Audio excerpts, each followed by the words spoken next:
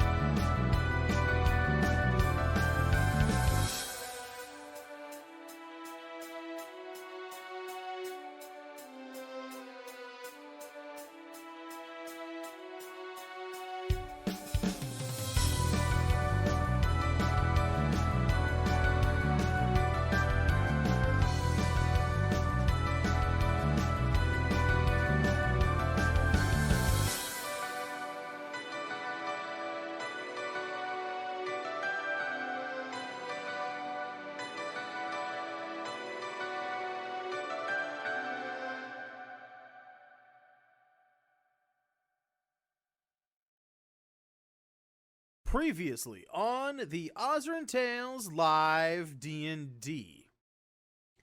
The group had gone to Faith Loquan's wizard tower to ask a favor, only to be confronted by Luke, the teenager Rowan killed with a grenade, who had been resurrected and turned into a cyborg. The group talked their way into the tower and had their meeting interrupted by a half-dragon emissary from the neutral celestial dragon.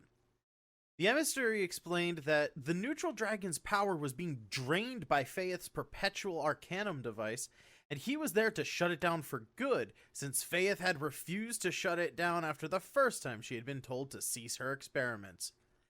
Faith tried to save herself by throwing our heroes into the line of fire, but they sided with the half-dragon, and a raging battle ensued.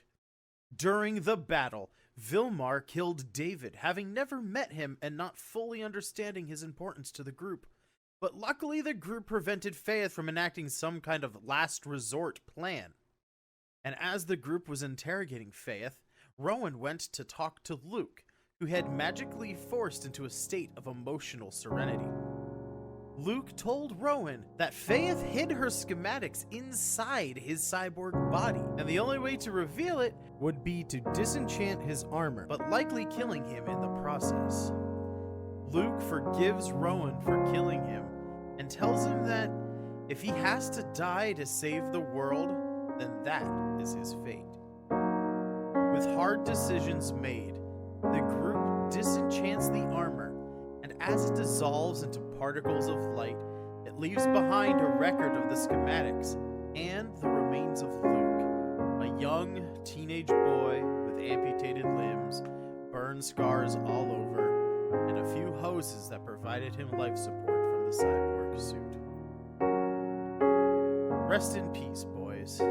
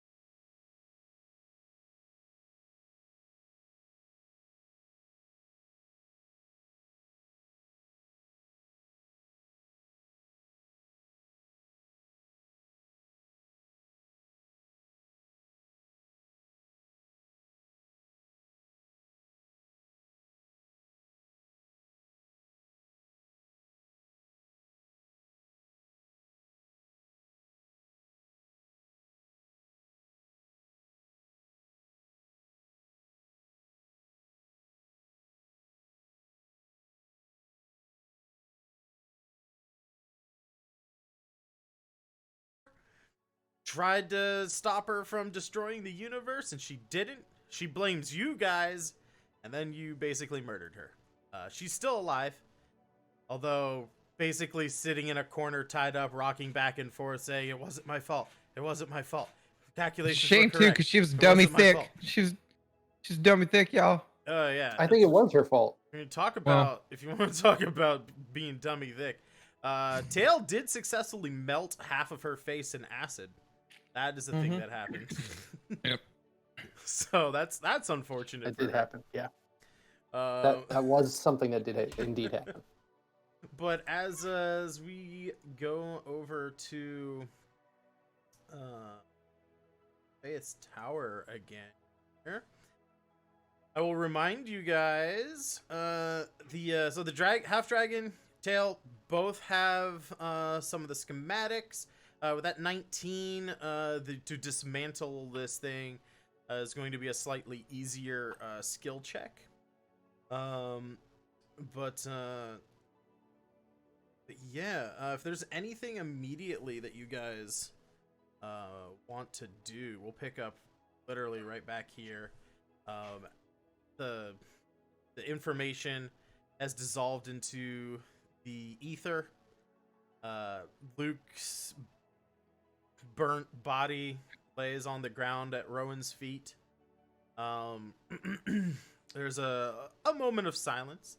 The half dragon isn't so focused on his mission that he hasn't realized maybe the importance of this moment. And after a moment of silence, he says, "Right, well, we must get down to business." To defeat the Huns? Don't know who those people are, but I guess technically to save Don't mind the little one. He's it'd be to save them and all the rest of the multiverse. So, Are we still getting paid? Because we kind of torched the lady who was supposed to give us money. I feel like you should be paying us right now. Can't we just go collect it off her corpse? he says, She's not- I'm not party to any payments. You keep saying that, dog, Had but you like, sh- you, According to we- Faith, we- she hired you to dismantle this tower. Had you showed Faith up has been earlier- lying the whole time. I haven't don't know if even- you've noticed this, Mr. Dragon Guy. Faith has been lying the whole time. All I can say is, So that may or may not be true. I am not here to take sides between you and her. I'm you here to keep see that the deflecting. dis- You you keep deflecting. Look, Right, well, all I will say is that there are more important things than your payment at this juncture. If we don't stop this machine, at any moment, the neutral dragoness could fall, and the war between good and evil will sprout up throughout the multiverse, and that is not... damn, it sounds like it sounds like it's a pretty good time for us to hastily get a deal done then. If you want us to get this thing back offline. He starts just walking away from you. He says, as he leaves, he says, if there's anything left of this tower once we have destroyed this machine, feel free to loot the ruins. That's a cop-out, Mr. Dragon Guy. We're going to talk about this later. Mr. he's Rowan? As we're walking, Vilmar will say to him in Iconic, like, I would assume your patriarch will reward us generously for your assistance in saving your realm. Make a persuasion. I'm horrible at it. You're Eh, a paladin. well, You not got as good as some I'm not as good as charisma. Genie. I'm not as You good got as some Genie. charisma. 17. Team. Not bad. He says, should we survive this event, you will be invited to say your piece at the trial of Faith Loquan in the Outer Realms, as she stands trial for her crimes against the celestial dragons and all of the multiverse. At which point, should the results turn favorably for my mistress, I'm sure a reward can be discussed. But until then, he kind of just trails off, leaving the rest of that sentence to interpretation. And he steps on this arcane symbol where you saw Faith before. He turns to face this pool. And he says, "Alright, I will now attempt to summon the arcane runes that are needed to dismantle this machine.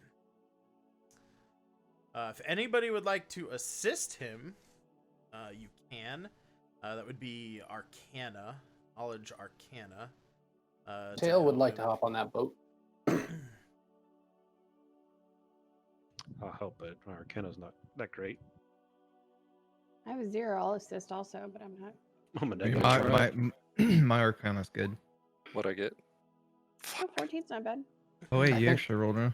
I think I handled it, Uh, guys. Yeah, Sangredy's got. Dwarfe teabags the air with 2 inches, which is the most accurate Wah, roll. wah. The most accurate roll so far.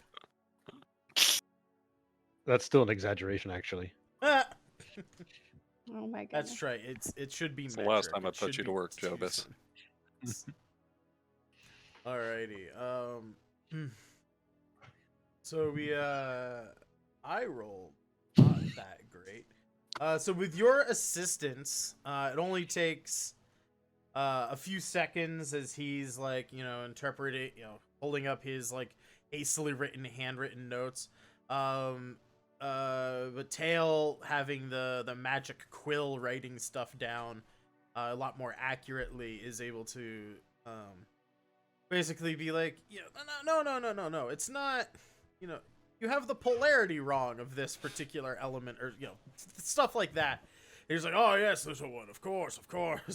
And as the first incantation of dismantling this machine comes to pass, the symbols on the ground actually lift up and kind of like rotate, so they're, instead of being horizontal and parallel with the ground, they're more like straight up and down, like parallel with the walls.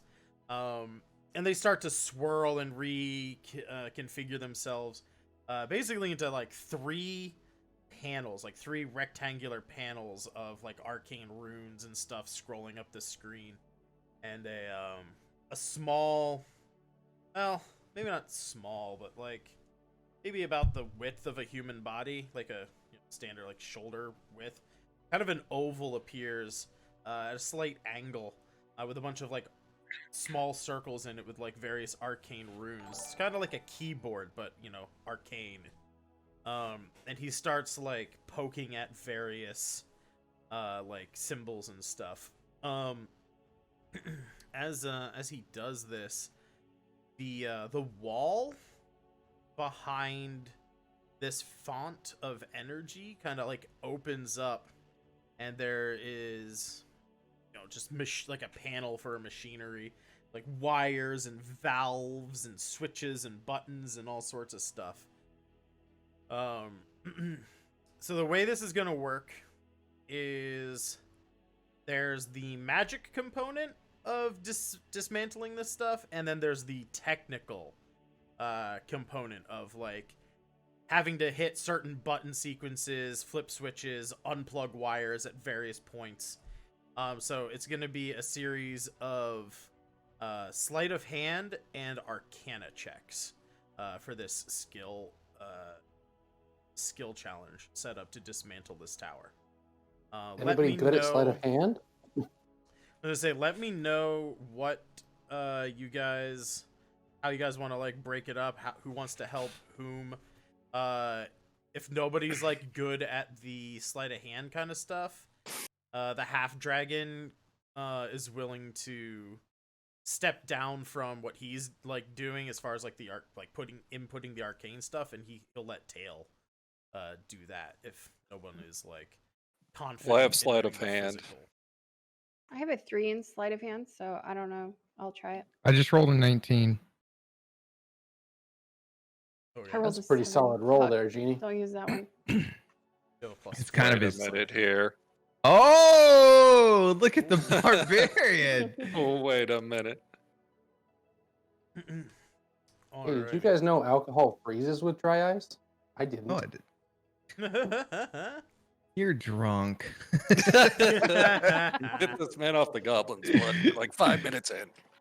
You're drunk. Why do you? Tail. Why does your barbarian have a 4 in sleight of hand? I had to High pick something. dexterity. Wow. I think I Alrighty. chose intimidation, sleight of hand, or something like that. Okay. And athletics.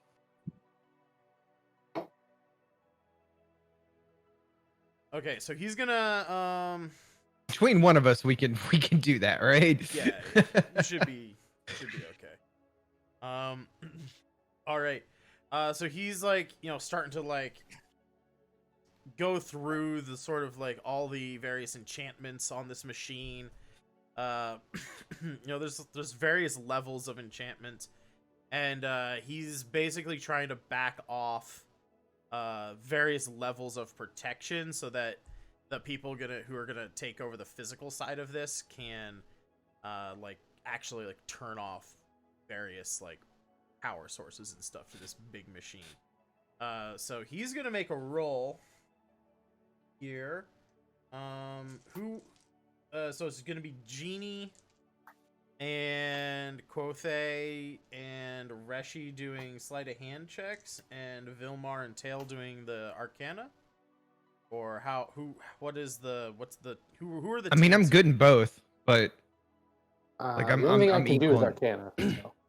I'm I'm negative equal 1 in in both. Arcana and 1 sleight of hand, so I'm not good at either one. I think we I'm should a pull 0 out in Arcana. Voltron and you give us that 38 on sleight of hand. There you go. Well, he is a 6th person, so it can be 2 teams of 3 if you guys want. If you again, Jobus, if you're like Vilmar's not like, he doesn't know what the fuck's going on. You Basically, you can step out as well. Like, that's fine. I just need to know like who's gonna like before we start this skill check. I want to know who's doing what. That way, I can be like, hey, hurt people, give me these checks. Okay. I'm not gonna All be right. helpful in either one. So I rolled really well with sleight of hand, so I'm pretty sure I just used that up. So let's I'm gonna do Arcana. All right, so you'll be Arcana with Tail and the Half Dragon, and Reshi and Quothe will do the. I physically could not have done better for Arcana. hold on here. My Arcana check tells me that this is like that piano from that movie Big, and I can do this. Oh God. Just stay where you are. Yes, jump on the perpetual motion machine or energy machine. Yes, jump on it. Start playing chopsticks, buddy. So I was Jesus gonna Christ. start with Arcana here as he tries to take out the first level. I will take that 26. I need Reshi and Quothe to make some sleight of hand checks as he says, all right, we have the first level of enchantments down. Seems like we've dismantled an abjuration ward here. I need you to flip the, and he like gives you like a rather complicated series of things, like to, flip switches, alpha and zeta, but then like unplug the red cable from the green input, things like that. 17 and an 8. That will be 1 success on that part of it as well. As we have, let's see, Sangretti, Arcana, and Genie Bros Arcana. That's going to be 3 successes for the Arcana check, 1 success for the Dexterity. He's going to keep like hitting buttons on the buttons. They're not actual physical buttons, but he's like keeps like pushing his fingers through these arcane symbols on the sort of arcane keyboard. And he's saying, no, it's not quite right. Okay. He likes moving things around these like hologram screens. He's like, okay, now before I can undo the next part of this enchantment, I'm gonna need you to turn down the pressure on the orange valve. Need to roll another sleight of hand check for you guys. Okay, I'm going to wipe my brow with a survival check really quick, and then I'm going to throw a sleight of hand out there. Very good. Oh, Those are both above a 10. That will be another 2 successes, 3 and 3. He's like, all right, good. Little one, help me with this next thing. He kind of steps over to the left, making room for you to like also man the keyboard. He starts moving things around this like arcane screen over to the left, and it's time to make some more Arcana checks here. So far, we don't have any actual failures, which is good. Not the best this time around. Succeed. Just him or both of us? Both of you can make Arcana checks. You can, like, I imagine, like, at this current part, Tail has handed you the schematics, and he's, like, hitting buttons on, like, the keyboard and stuff, and you're, like, giving him and the half-dragon some, like, direction in how to do this. 17, 13, and I rolled an 18 on my check. That is another 3 successes. You guys hear, like, a boom, as, like a big, like, almost like you didn't even notice this hum in the air kind of like powers down.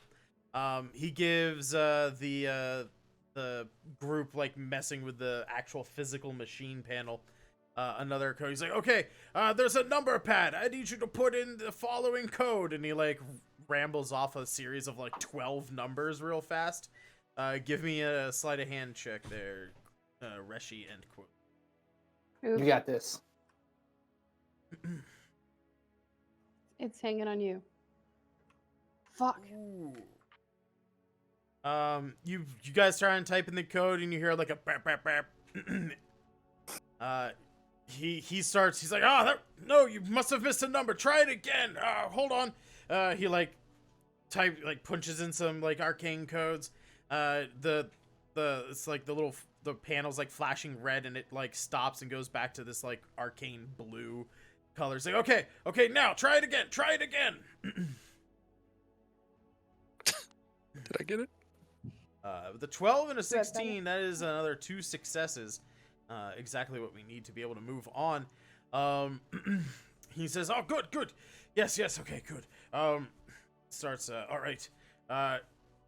Bard and Little One, I need you to take over. He says, I need to cast a spell on this thing. It says. So he starts to explain how he like what is happening and like the energy draining from the outer planes. His mistress, the celestial dragon, has taught him an anti-abjuration spell, which might be able to help like take down some of this like protections upon protections that Faith has built into this machine. So he's Can I going use to my knowledge of Arcana to see if he's bullshitting? Because I still don't exactly trust him yet. Sure. Yeah. So this will not count towards the machinery stuff. You make a separate Arcana check, or about like what the magic is. 24. So what he has explained to you as being an anti-abjuration spell, you haven't ever heard of anti-abjuration magic, but as your study of a wizard, you do know that there is almost limitless potential for like magic, right? You have heard of non-schooled magic before, so there's like 8 common schools of magic: abjuration, enchantment, necromancy, that kind of stuff, right? But you know that there are spells that don't lie within any specific school. With a 24, you think he's telling you the truth. You don't know the spell that he's casting. You've never seen magic like this. But not being familiar with the school of anti-abjuration, one would assume that you wouldn't be familiar with what he's doing, right? Right, but I get enough of an impression that I can trust him that he's not trying to hurt us or Right, yeah, no, it's not. You don't think it's like an evocation or like enchantment spell. It doesn't. And he's concentrating on the machine as well. Like there's like arcane crystals like sticking out of it and like runes carved into the machine. And he seems focused on that stuff, not you guys at all. But I'm gonna make a roll for his spell check here. I need you guys to roll some Arcana.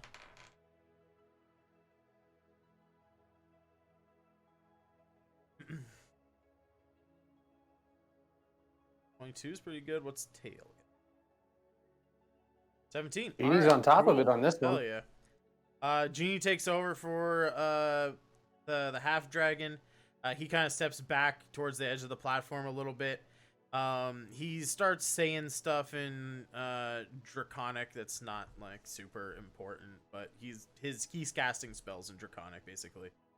And as basically what you guys are doing at this point is like there's like little meters that are like measuring like levels of like arcane pressure and stuff, and you're basically just trying to like keep everything stable as he's casting this spell. And when he casts a spell like this sort of teal colored magic, which you've never seen teal magic before. A lot of the magic is like of the color of its school. The closest thing that you've seen to like teal would be like illusion magic, because that's like a powder blue, like a light blue color. But this is definitely somewhere between blue and like a cyan teal color. It's very strange.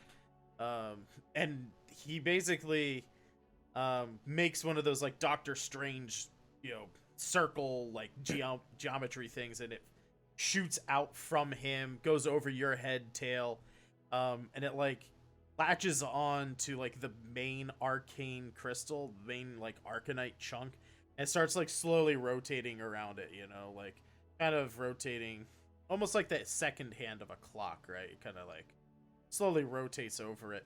And as that happens, you see the kind of magenta light that these arcane crystals glow with.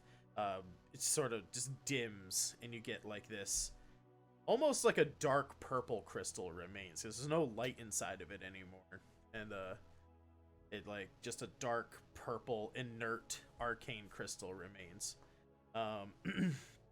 He then gives out more orders to our physical team here, our sleight of hand. He says, we're almost through. I think there's only one more barrier to get through, but in order for us to dismantle the arcane weave that is around this machine, I'm gonna need you to just rip out all of those wires. This should be a pretty easy sleight of hand check. Wait a minute. Ooh. Corte's on this one. Hard and fast. He's been waiting to do this the whole time. I was built for this. Okay. Wow. Oh, What? no. Oh no. I was scared. Oh Can't my handle the god. pressure. He I'll intimidate it for the rest of the way. So Reshi's got Reshi definitely starts unplugging some of the wires, and you just like grab like a bundle of it and just rip it out, and the wires definitely come out, but so too does like the panel that they're like connected. A shower of sparks. I need everybody to make a dexterity saving throw, including our half. Oh, that's not good. Oh, this can't go good for me. Oh, that's also not good. I rolled a 3. I look up. I see Joe is critically failing on this. Oh my god. Reshi, you just hide behind Quothe. Easily enough, because he's like in front of you, just yanking out this entire panel of stuff. Like, you know, like an old switchboard, and it's got like, you know, the 1/4-inch jacks like all plugged in, you know, like, oh, like, get me number 82 on 4th Street, operator, and they like plug in like this. It's like one of those things. You just grab all the cables and just yank that entire panel off the front of this machine. Sparks go everywhere. Jobis and the the half dragon are gonna take some damage here. By the way, as I'm hiding behind, on my way to hide behind him, I'm gonna give him the look. Like, look what you give did. him a look. Oh, Tails also. I see a 12. You're also going to take. You guys take 13 lightning damage.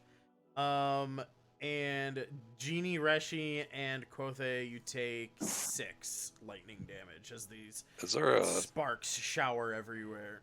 Shock you. Is there a saving throw to survive the look? No, because now you're getting it from Tail too. No. This next Arcana check needs to be made with disadvantage. He starts cursing in Draconic. Basically, you know, shit, fuck, shit, right? But all in Draconic. He's like, I want to hear it in Draconic. He said, yes, you good job on the wires. A little bit, put a little bit more chutzpah into it than I thought, but okay. He says, right, Bard, little one, get on the, keep these levels balanced. Because you see, like, the pressure, like, the arcane pressure readings start to, like, rise in these, like, little bar graphs, and it's, like, nice and blue, like, arcane turns into, like, a green, turns into a yellow, turns into an orange, turns into red. The screens start flashing red.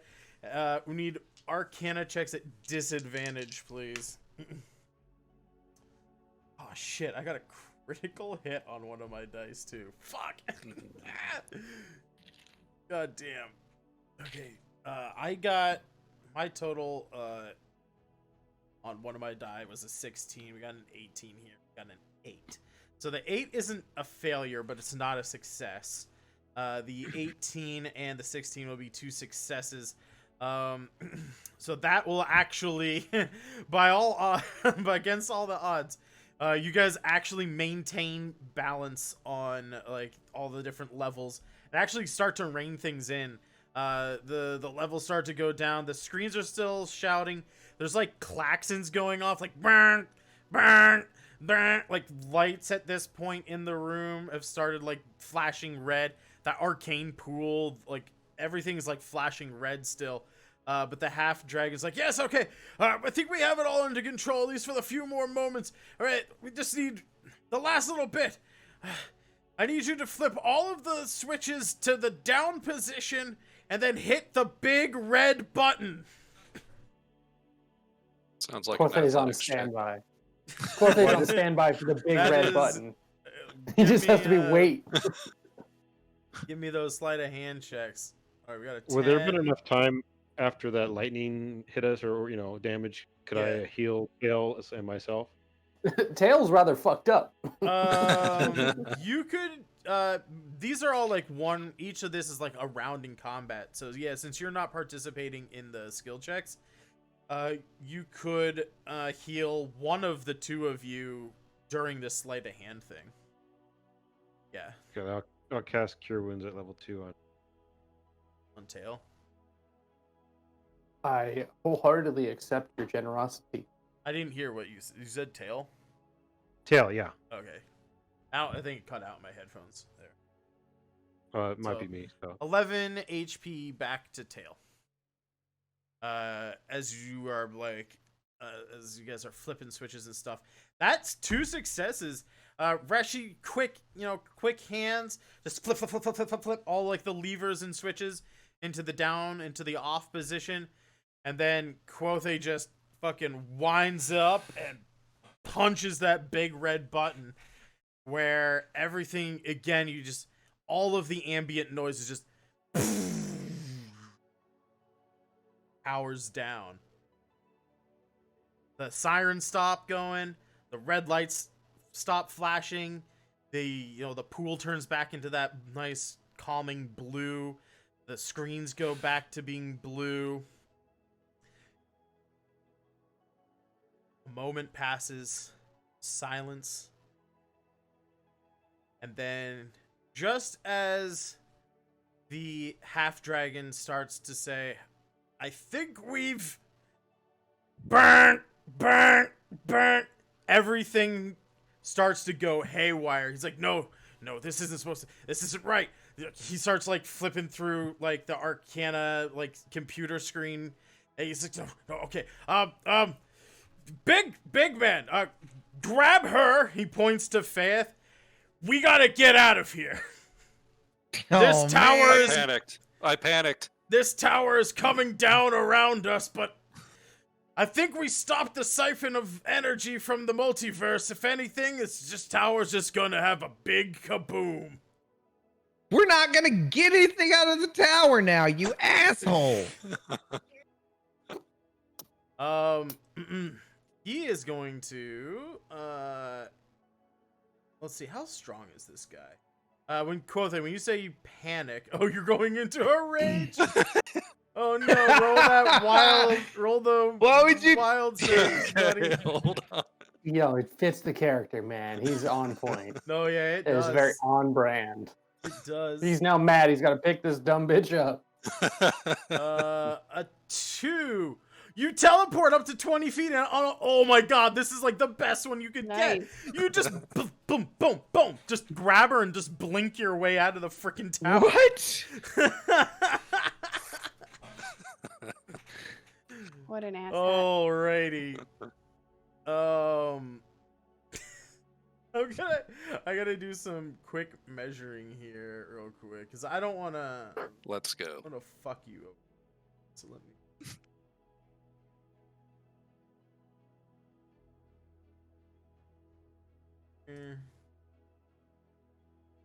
Who's the slowest person here? Me. You? I think Or so. is I'm only this- 30. 30 feet? What's tail? What's your running speed? You're a kobold. Is it 25 or is it 30? Good old 30. Mine's Wow. 30. All right. Oh, we're all 30? We're all 30s. Oh, I thought that was slowest. I'm 30. I mean, I do have I'm a 40. expedition. I get expeditious retreat though, so I mean, if I wanted to, I could And we just can all cast this dash. and All right. Yeah. Let's Rishi's the fastest, right? Isn't she like 40 or something? by I think it's yeah 40, by yeah. a She could large take, Yeah, like, margin. Reshi's 4 really of us out of fast. here. Quothe with his rage and all that stuff is also pretty fast. This guy can fly. So I'm gonna roll 2d4. That's the number of rounds you guys have to make it out of here. Let's let's see what happens. 4 rounds. Okay. Holy fuck. 4 rounds to make it out of here. You'll only need to traverse 200 feet to get out of this tower. If you come down the main hallway out of here, and then you take the lower door. Oh yeah, it's died in that hallway. Jump over David's body, and then come down through these doors, which are unlocked, and out the front gate. I think it's like just under 200 feet. Is unceremoniously walk over my corpse. Okay. 20 feet for my teleport. Yeah. The Black Abishai can fly 40 feet. He'll grab Tail if Tail lets him. Just Tail assume... does not. Oh, okay. He's like, little one, I'm trying to save your life here. Tail is going to do something really dumb here, folks.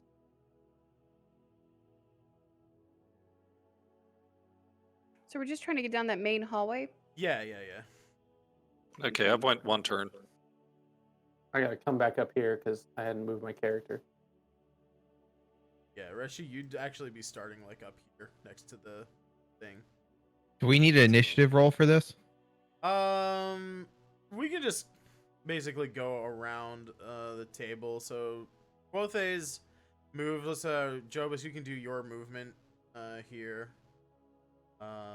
We move Faith. Did you grab Faith, Quothe? Well, I can't physically grab her, but yes, I Okay. couldn't exactly throw her on my portrait, but Right. I just wanted Yeah.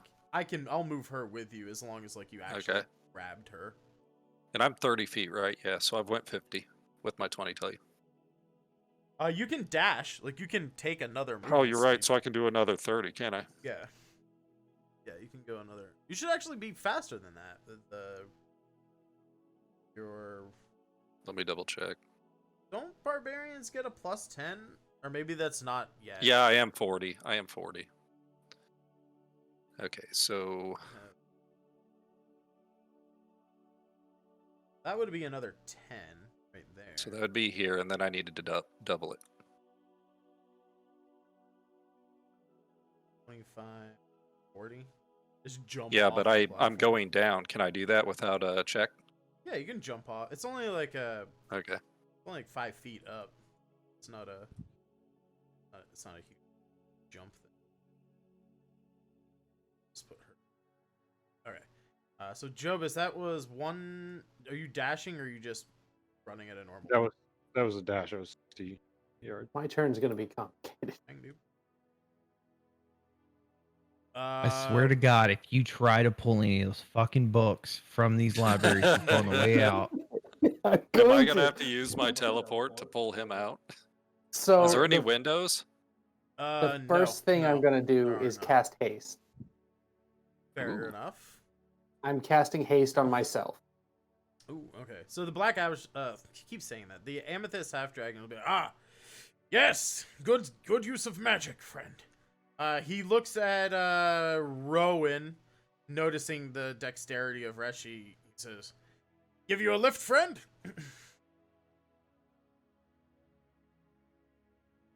Rowan, do you want to run yourself, or do you want to have this guy, grab you by the armpits and fly you out of here? that seems a lot easier. I'm just gonna. It's Rowan literally just goes, "Yes, please." He'll grab you. Basically, he grabs you, but he doesn't grab you from behind. So you're like literally like face to face with him as he's flying out of this out of here. He'll start here. 40 feet there. So he can make it I just right exploded. to makes it right to the. So you feel free to move your character down in the doorway. Reshi, we'll go with you next. Yes, sir. So I can move the same as the dragon guy, 80. Do you have 40 feet of movement? Is that your speed? Uh huh. Then yeah. Yes. As fast as So I can probably get right like 5 feet behind him. right. Yeah. Yeah, just like jumping down that. There. Okay, Tail, you're gonna grab some books.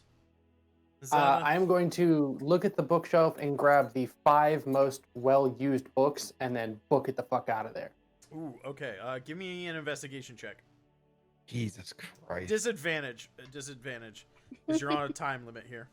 We're not letting this kid drink anymore. Hey, man. You would have done it either way.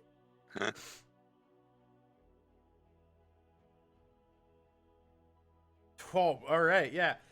You grab the 5 most used books on that bookshelf there.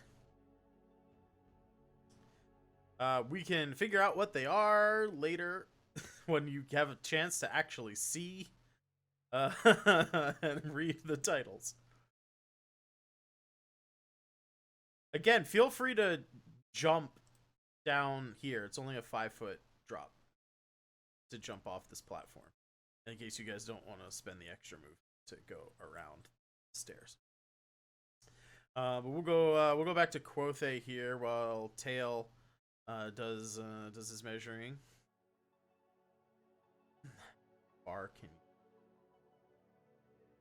blink, run 8. 100 feet, yeah. So a total of 100.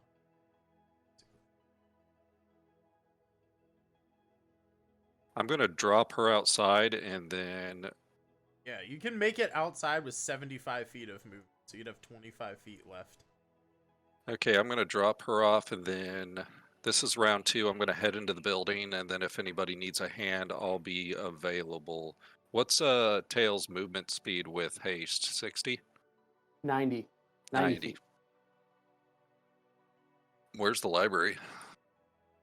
Library's like way back by where you guys were doing arcane stuff. I've already grabbed my books. I'm happy. I'm just Okay. booking it from here. Here, However, do... Jobus could use some help. I can do Vilmar this. is not very quick. Yeah, so that should center you on Vilmar, like on all of the player screens. He's standing basically by the library. There's 2 rooms with the font. and Okay, the I'll open. drop her off outside and push 5 feet back in. 25 feet back in? Yeah. All right, so you will be then right here between these 2 alcoves in this hallway. Okay. Vilmar, run, my friend, run!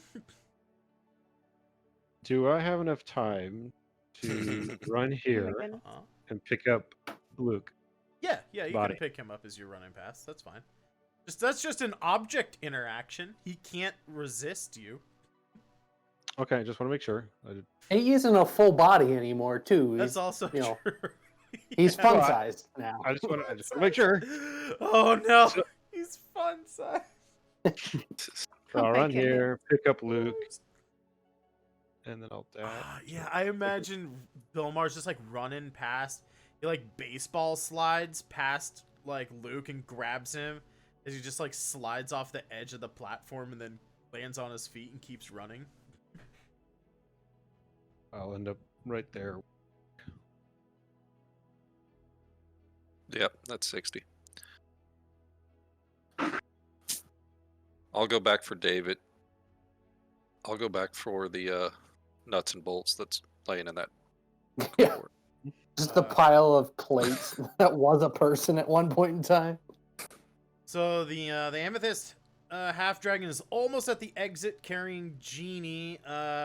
Reshi, where do you get to on this turn? You guys have 2 more rounds after this. You think.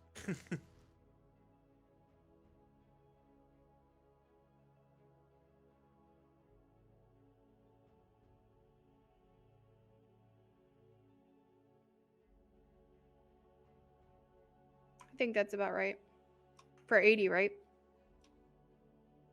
I think you should be right behind. Yeah, you should be right behind. No, it looks right. Right behind them. Yeah, you'd be right behind them. It's traveling this speed. Okay. And then Tail. Are you running at 60? Is that right? No, I'm using all 3 actions here to puff ass and get over here. So that's move, dash, dash. Hell yeah. As haste.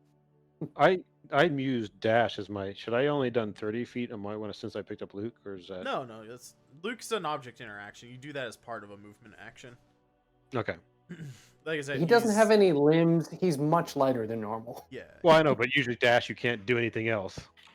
Right, yeah, but part of an object interaction is like remove something from your bag or open a door, pick up an unmanned item, something A that's fun just, like, size. lying on the floor. yeah, it's just part of doing one object interaction is just part of your. Would it be rude to revive Luke at this point? Is that how that works? Oh my god! Just wake him up to see his fucking master's tower get destroyed. that would suck. Would not be great. Quothe, you're running back in, right? Let's see here. He's running back in. Or is gonna if dashing. Vilmar, you're gonna like exit the tower like the round that it's. You're gonna get out just in time. Let's see. Well, you said 4 rounds, and Yeah. that would be my 3rd movement, so there technically would be a 4th round. Right. Yeah. Yeah. So I'm just saying you will be exiting like just in time. Basically, is what I'm Can you imagine how loud Vilmar is running down a hallway? Just clunk, clunk, clunk, all the metal. Yeah. So yeah. So Quothe, on your turn, you could run back, get David, and get to the square here. well, I have 100 feet movement. Oh, it's 100 then. So you go here, grab back.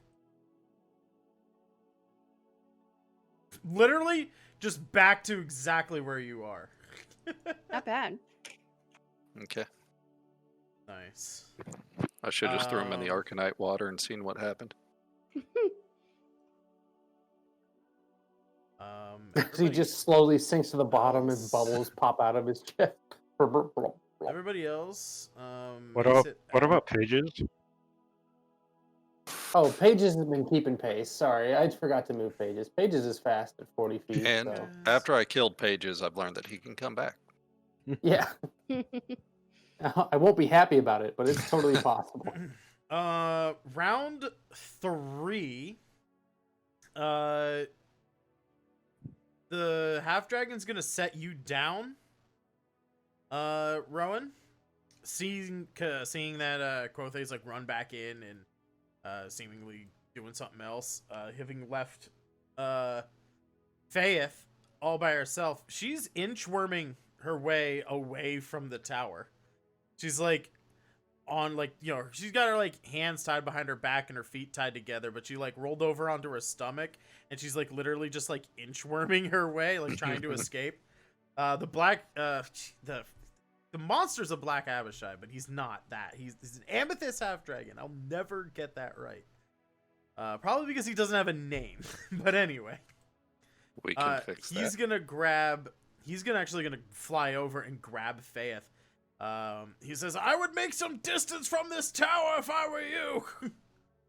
And he's gonna pick up Faith. He's gonna keep flying, hoping that you guys keep running with him to get away from this tower, because he's not exactly sure like what's gonna happen.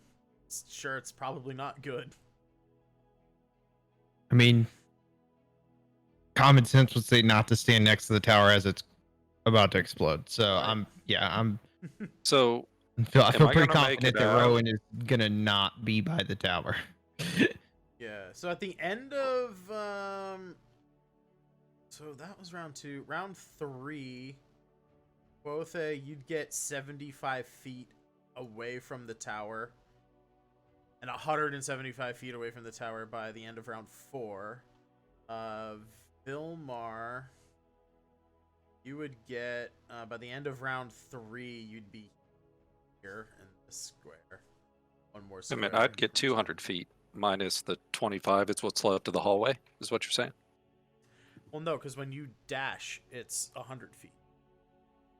Yeah. Okay. So yeah, it's 100 feet, and you got 2 rounds.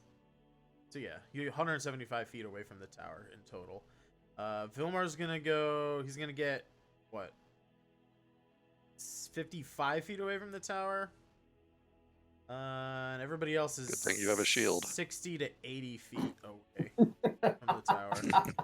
So yeah, Quothe just like runs, just like the half dragon, you know, is like, everybody run, just keep moving. We don't know how big this explosion's gonna be.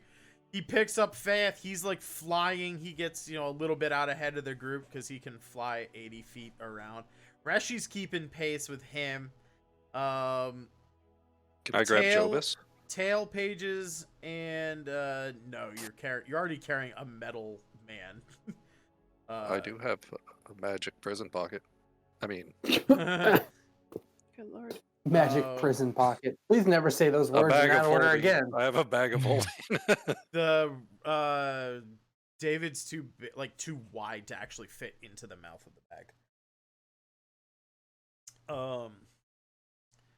Yeah, you guys are all running, and as you guys are running, Vilmar like bringing up the rear.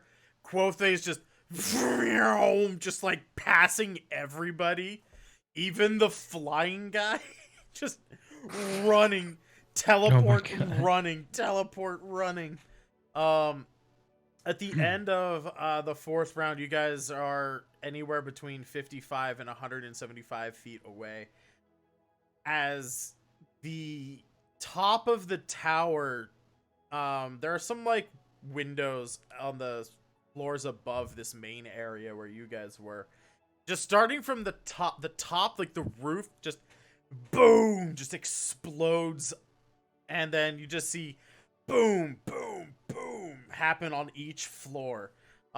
Interestingly enough, the tower structure itself, while at the end of all of this, if you guys survive to actually look at the tower, because as I describe this, I want everybody to make me a dexterity saving check as rocks and debris just rain down all around you guys. Luckily, you're not inside the tower for this, because that would have been bad. But some debris like scatters down around you guys. Interestingly enough, here, Rushing and Quoth are gonna fail. Can I try something stupid? Sure, I like it when you say that. After I am far enough away from the tower, and everyone's far enough away from the tower, I want to cast Fireball on the tower to destroy what is ever directly facing us. What about Tower of Galdor? What was it called? It takes too long. Oof. Galder's Tower, it takes too long to make. Okay, who's closest? I am. Vilmar is the closest. Luckily, you critically hit that dex save, though, buddy. Okay, who's the next closest? The next closest is Tail and Rowan. Can I use a scroll of transference to Tail? Hold on, Would let that me- help any? I'm full health right now, so that wouldn't be a problem yet. Let me burn like all of the inspirations real quick. Like literally all of them. Oh, okay. So I can have another shot at that ass whooping and then add to it.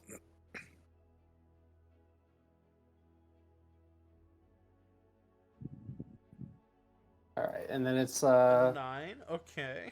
Plus D6.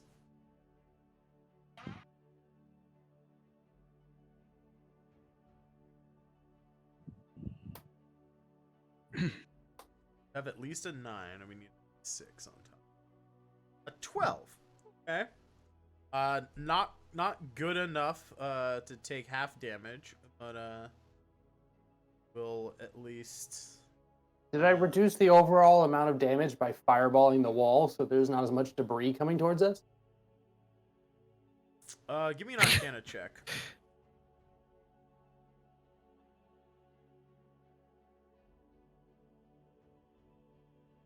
I'll reduce it by 1d6 if you get above a 15, and if you crit, I'll reduce it by 2d6.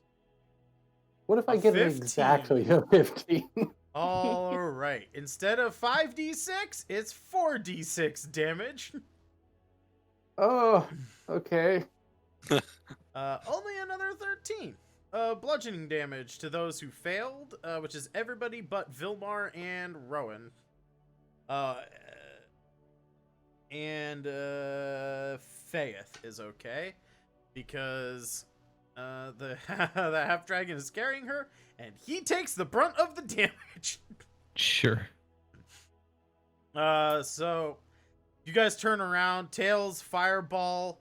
The pressure kind of blocks some of the stuff flying at you guys. You guys are hit by debris, big stone and some wood, that kind of stuff. But yeah, actually, give me another Arcana check real quick. Anybody can do this. But the tower This is what Tail loves to do. He's all for those Arcana checks. The tower itself is not reduced entirely to rubble. Like, you can still see that it was like a 5-story tower. It doesn't have a roof, and the top story is like mostly gone. And there's like big chunks in the walls that are missing.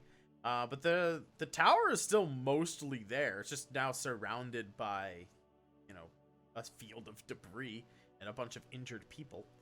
Does it look like it could collapse? Maybe. I'm not sure. You'd have to trained in architecture or engineering. I could try to intimidate it into standing up a little longer. Oh my god. That's a very G- barbarian thought process. That's very on bar. So, Rowan would know that it is very, very difficult to damage, let alone destroy magical items. Tail would also know this, and you would know that this situation is hit or miss. You know that one way to destroy magic items is to specifically disenchant it, which could vary methods from item to item. Sometimes you need to throw a ring into a volcano. Other times it's a simple magic ritual that just dissolves the thing, like you saw with the suit of cyborg body parts that Luke had. This is a extenuating circumstances. That was a magical explosion with energies from various planes of existence all mixed together. You're not exactly sure, but there might be, what I'm getting at is there might be a chance still that there is stuff you could find in the wreckage of magical items. Even that library, there might still be books that survived the blast. It was pretty Tail close to that main 100% machine, wants so to go to the maybe library. not, but you might be able to scour some of this wreckage. I will say, though, at this point, I think a lot of you are injured, right? Probably pretty tired. I'm fine. The half dragon's pretty injured. A giant explosion just happened at a tower just outside of one of the major cities in the area. Chances are people are gonna be coming soon-ish. It might take them, 15-20 minutes to get here from the closest gate, because it's a bit of a hike. You're about maybe a mile away from the city, but this was loud. In fact, your ears right now are ringing, definitely on the road to getting tinnitus from this explosion. It definitely was heard for miles around. It was, smoke is trailing off into the sky. Rowan's a musician. It's already too late for him. Yeah. Yeah. The half dragon is putting his fingers in his ears, ma, ma, ah, kind of trying to get his ears to stop ringing. What are you guys gonna do? Tail. Oh, go for it. Well, I assume we want to investigate the wreckage to see if there's anything there. We kind of run our own guild, right? We probably could put together some manpower or something like that. You What do. if we- You do have a small guild in Asari. That's a 2-day boat ride across the Celestine Bay. You don't have anybody in town to for super fast reinforcements, but they could be here in a couple of days. Damu, Sif, Fane, Brock. There may be recruits of NPCs and stuff at this point. Like Rousing got us some. Yeah, you got Local a favor from I think it was the blacksmith. I think it was in Asari. But that that was was me. all in Asari. Oh, you were the black. Okay, yeah, you got it's that's right. We decided it was a random NPC to be determined at a later date. But all that was in Asari. It's still a 2-day boat ride away.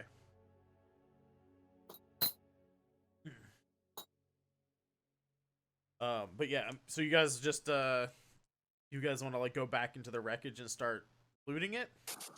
Mr. Mr. Dragon Arbiter, When are you taking home trick back to your place to sort things out? He's like, what was that? I can't quite hit. I hate this guy. He like stops, like, you know, trying to. He takes his fingers out of his ears. He says, I think you asked. Oh, he says, well, the teleportation pad here is likely out of commission. I'll have to go into the city with her and acquire transport another way. So, not soon. Like, it'll Guys, probably take him a day or two to, like, get access to, like, what he needs to, like, Red flags. take her. Nobody here. Question: would it take him long enough that Faith could stand trial at the Mages Guild, which also has a teleportation circle? Are you asking that in character or to me? To To me. Yeah. No. If he's, like, very adamant about getting everything, like, getting it moving, you know, getting access to the teleportation center and stuff in Renee SLNR, he could have that done in, like, by the end of the day with, like, you know, taking her tomorrow, basically. Okay, could Rowan cast Shackles of Tramp Stamp on her and walk her back with the dragon and maybe make sure there's no funny business? That's not a spell. Shackles of tramps. There are some ethereal shackles. Oh, Close enough. I don't think that's the ones though. it's not the ones that Rowan has in his pocket. That's for sure. Yeah. And Well,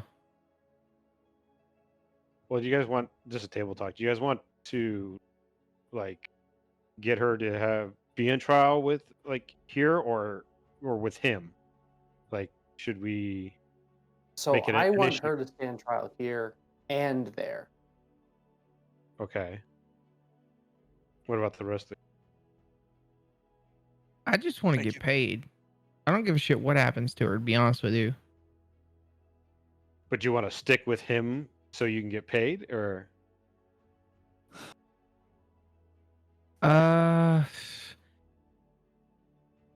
Kinda.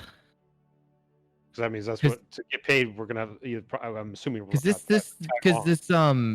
this is a big mess. The tower is a fucking wreck. I mean, if we want to, I don't know. Do we split up or what do we do here, guys?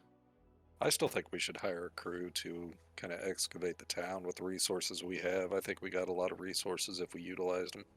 Yeah. We got the money, and we'll get the returns if they find something. That's if this town's gonna let us do that to this tower. This is a big city. This isn't.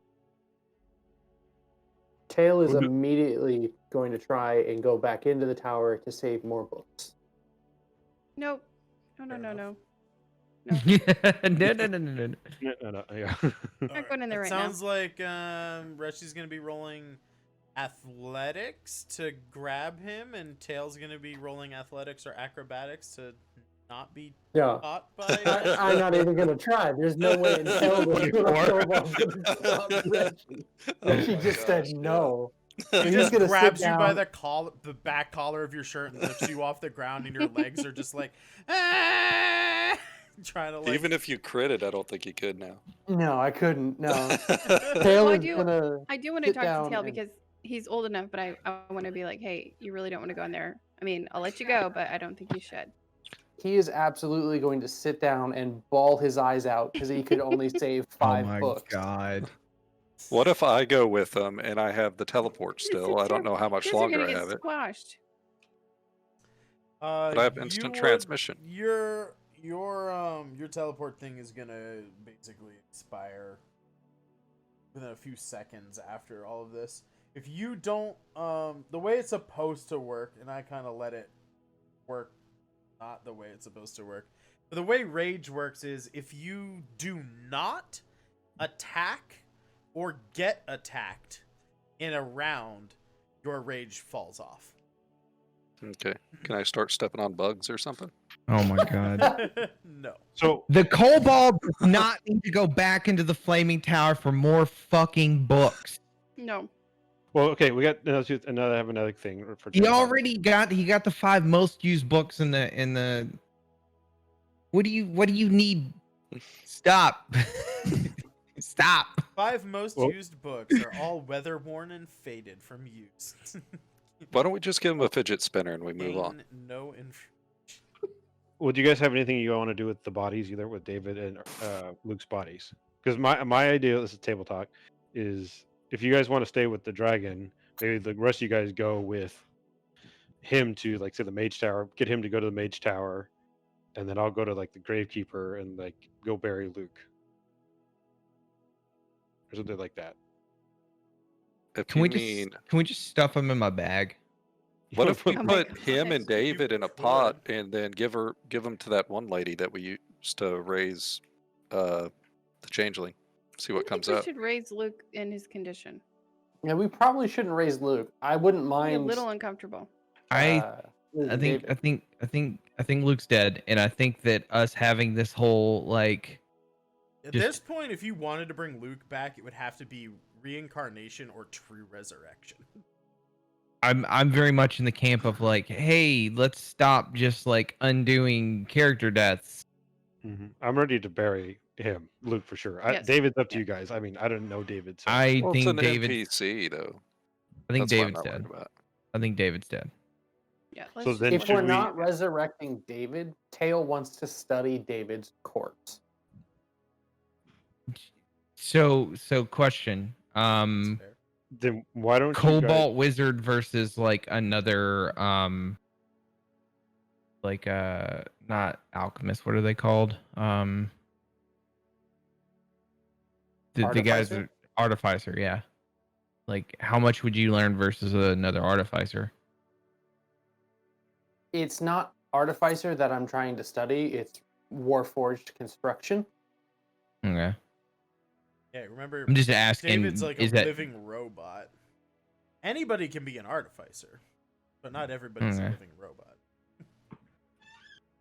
So why don't you guys go to the mage tower, take David's body. Tails can study David while this dude figures out how to get teleported. Get us all teleported to maybe where he's taken whatever her name is. And then I'll meet up with you guys at the mage tower. let's do it. So you're say going that one more solo time? I'm bolo? sorry. I got distracted.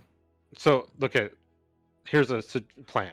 You guys go with get this guy to go to the mage tower. You take David's body, like so Tails can study David, and then you guys can convince this guy to take us all with him.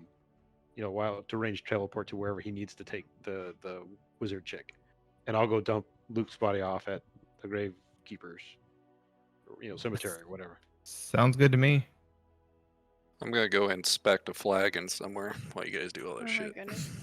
Yeah, that does sound kind of like a quote choice. Well, they might. Okay. Okay, So- so leaving the scene. Quothe's going to drink.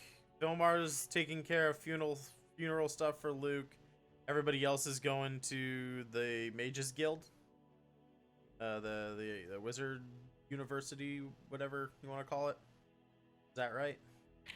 Sounds like yeah. You don't Sounds think like they're gonna be mad at us for killing what's her name? Or She's not dead. She's not dead. okay. She's low health. She's We not have dead. killing her. We'll find out. She hasn't made it to town yet.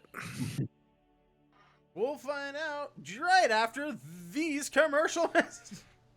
I think this is a good Yay. time to take our mid-session break. It's actually kind of in the middle of the session for once. Well, Awkward. we're gonna take a quick break, everybody, and we'll be back to talk about what the heck happens at Mage U. I think we need a recap encore during the break. Yeah, Mhm, Encore. I I agree. can play that.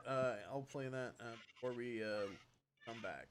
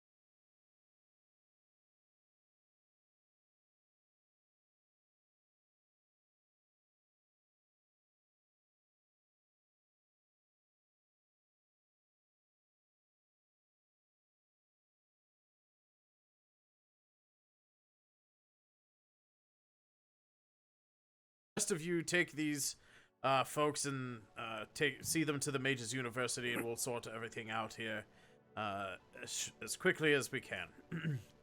So he's gonna take 2 guards and start leaving. Mr. Mage Man? Yeah, he like looks around at first, and then he like looks down at Tails. Like, oh, yes. How can I? Yes. She promised me all her books for helping her, and Oh, if you could get the books, please. Make a persuasion check at disadvantage.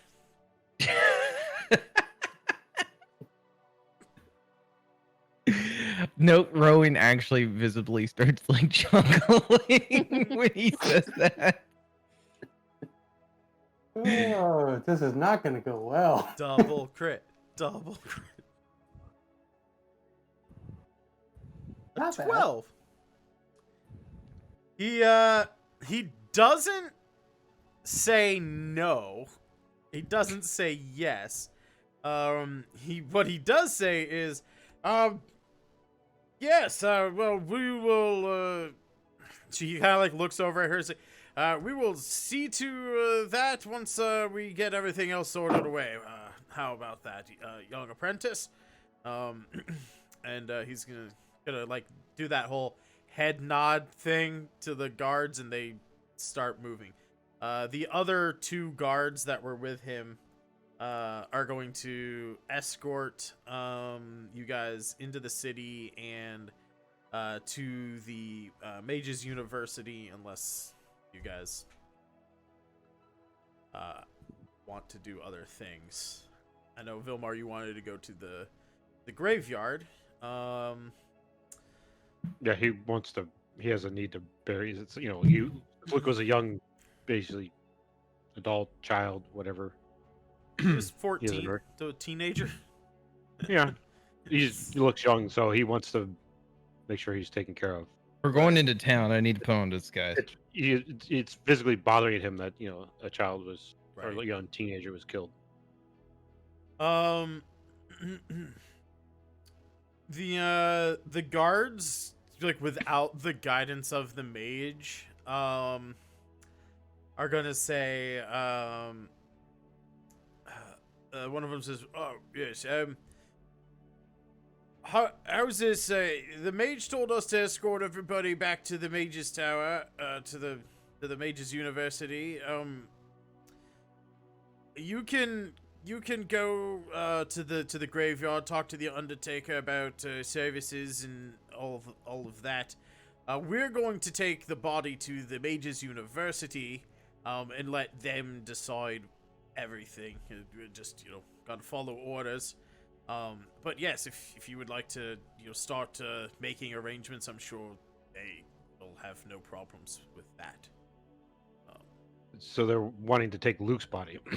Yeah, just because the guy, the main wizard that was like, just take them all back to the university and we'll figure it all out. Like, so they're like, okay, we're at least gonna take as many people as we can back to the university. But if you want to go and talk to like the Undertaker or something to start making arrangements, like the guards are like, kind of like, yeah, I don't think that's a problem. But maybe the wizards want to like fucking try and resurrect Luke, or maybe there's like something.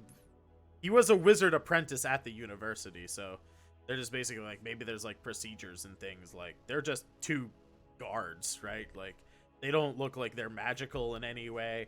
Probably maybe not commoners, maybe not like peasant class, but like uneducated guys who just joined the town guard, right? Like, so they're just like, I don't want to piss off the guy that can like do magic. And that guy's already walked off. Yeah, he's not around anymore. He went to the wizards. He's at Faith's Tower right now with 2 guards, just to make sure like it didn't explode because like some demon got summoned or something along those lines. They're just making sure like the area is safe and that the town is like not under immediate threat. It's like what they were off doing.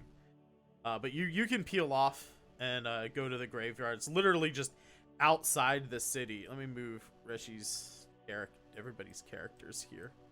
Jesus Christ! Why can't I pick up?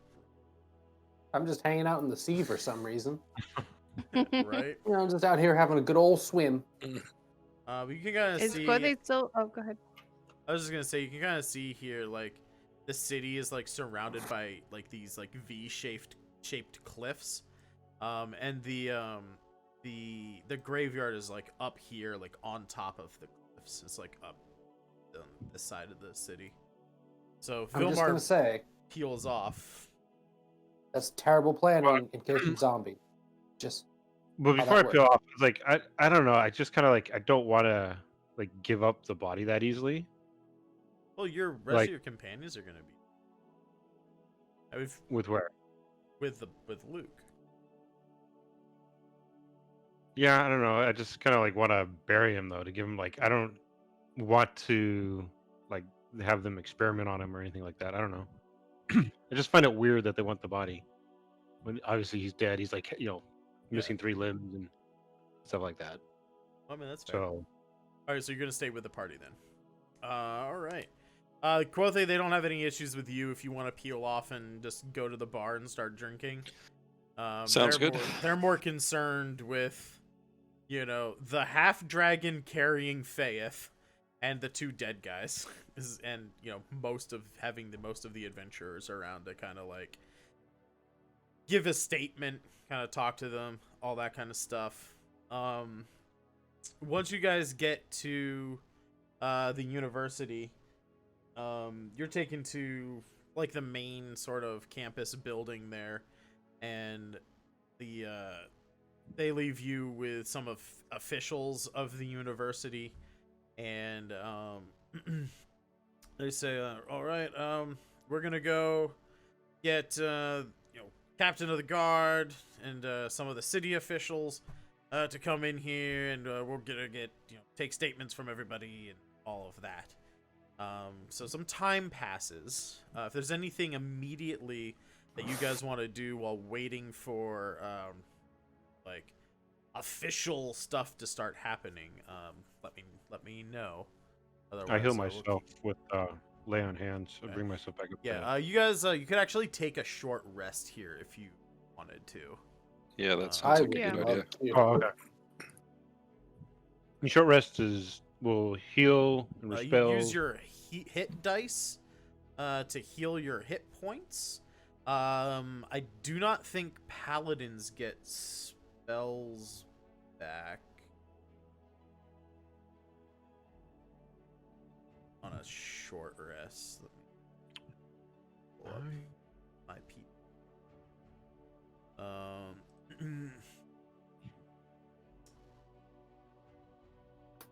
So do we fully heal on a short rest or no? No, you have to spend your hit dice. So if you open up your character sheet, should be looking at Vilmar's sheet. So if you're seeing your character sheet, so underneath where it says hit points in that middle column, there's like a box that says temporary hit points, and then on the left side of like the 2 smaller boxes, it says hit dice, and you should have 5 hit dice. You can spend those hit dice to heal up. The bard has a Song of Rest. If he plays the Song of Rest during a short rest, anybody who spends at least 1 hit dice to heal gets an extra d6 of healing. So what you might, if Genie wants to play the Song of Rest, what I would do is spend 1 hit die, use that d6, and if you still need healing, roll more hit dice. Okay. Typically what I would do. All right, he's playing a Song of Rest. Genie, do you want to actually play us a Song of Rest? Oh no. Does that work on me too? I don't really have an instrument next to me right now. I guess we'll I'll say it does. I mean, technically, we'll it do should. this. We'll do this a cappella. Let me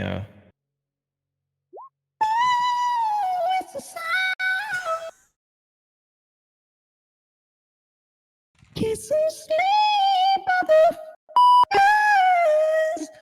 Go to sleep and feel better in the morning. It's always so loud that it cuts out. I feel better. Beautiful. Anyone who didn't have tinnitus from the explosion before. Definitely. I feel has it now. unhealed now. Yeah, that. Pretty sure that was some thunder damage to my ears. Okay, so how much does that give us?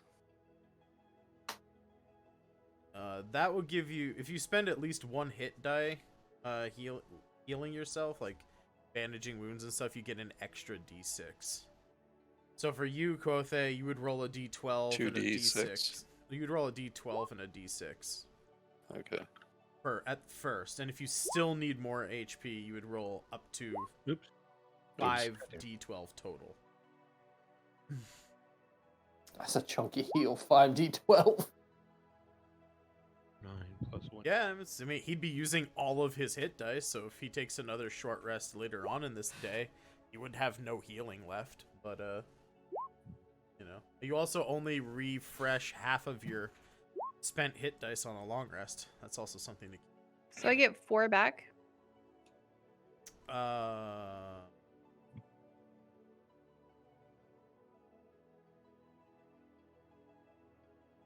My first one was a 3. I didn't know if I had to re-roll it, so go with whatever one I need to go with.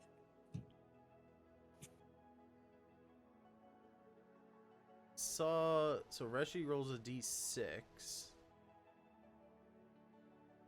Your hit dice are a d8, so you need to roll your your hit dice on your character sheet.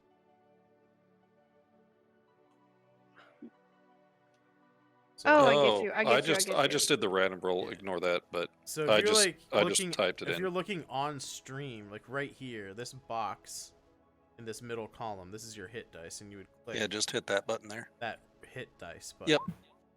Oh, I'm smart. Right there. Okay. Yeah, welcome to that. So you would add 3 to that because that's what you rolled on. Got you. Okay. I'm still missing 12. Should I do another hit dice then?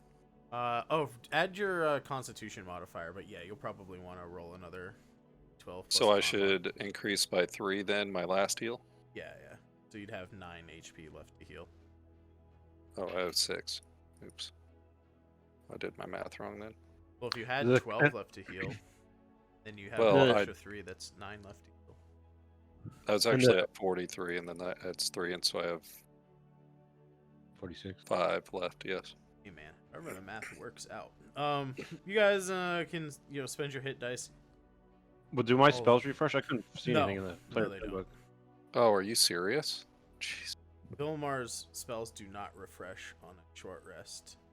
Nor do mine. Nor do wizards, and I also think bards as well don't refresh. It says here under preparing and casting spells for a paladin, you regain all of expended spell slots when you finish a long rest, and I don't think at level 5 you have anything that increases that. I'll double check Bard here real quick. I know. Did you use Arcane Recovery, Tail? Pretty sure all wizards get Arcane Recovery. Half your level in spell slots. Yeah, I could spend Arcane Recovery on this, but I don't think it's a good idea. Fair enough. I don't think. You get all your Bardic Inspiration back, but you don't get spell slot.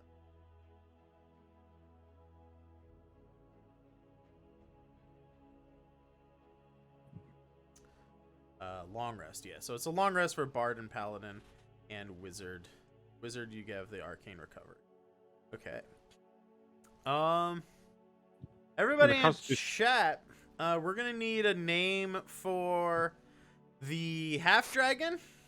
We need a name for the head of the Mages College, and we need a name for the head of the guard here in Renea Salinar. So I if you vote guys for have the Dick Face points, if you have the points and want to offer up a serious name, Tom, Dick, and Harry. Those are some pretty good elven names right there. Tom, Dick, and Harry. Or is that Tom, Dick, and Harry? That's true. We need those Oxford commas. What is this? But yeah, if you guys want to spend some of those channel point rewards, we do have the name a NPC. But while we wait to see if anybody actually redeems those, we will go through and Lord of Farquaad is, I think, copyrighted. Point But suspect. who's looking, right? Don't. We'll refund me. say that the captain of the guard's name is Ford Larquad. Captain Ford. Does he wear a lot of blue and have an obsession with circles? I don't get the reference, but yes? Maybe? He is afraid of snakes. How does he do off-road? Is he as good on-road as he is off-road? I don't know that reference either, but he did survive a nuclear blast in an old refrigerator. Interesting. Anyway, so Captain Ford comes in to where you guys are being kept. Faith is still unconscious. They are keeping now Vilmar and anybody else. If you would rather be with the dead people, like, you can be in a separate room. But they have tried to keep the dead bodies in a separate place where they are going to cast things like gentle repose and, you know, like all of those like preserving spells, right?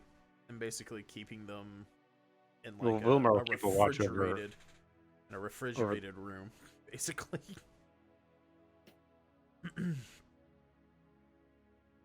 So yeah, if anybody wants to be over in that area, that is fine. But they take Faith's unconscious body. The half dragon is gonna be you know, with Faith, and anybody else who would rather be there.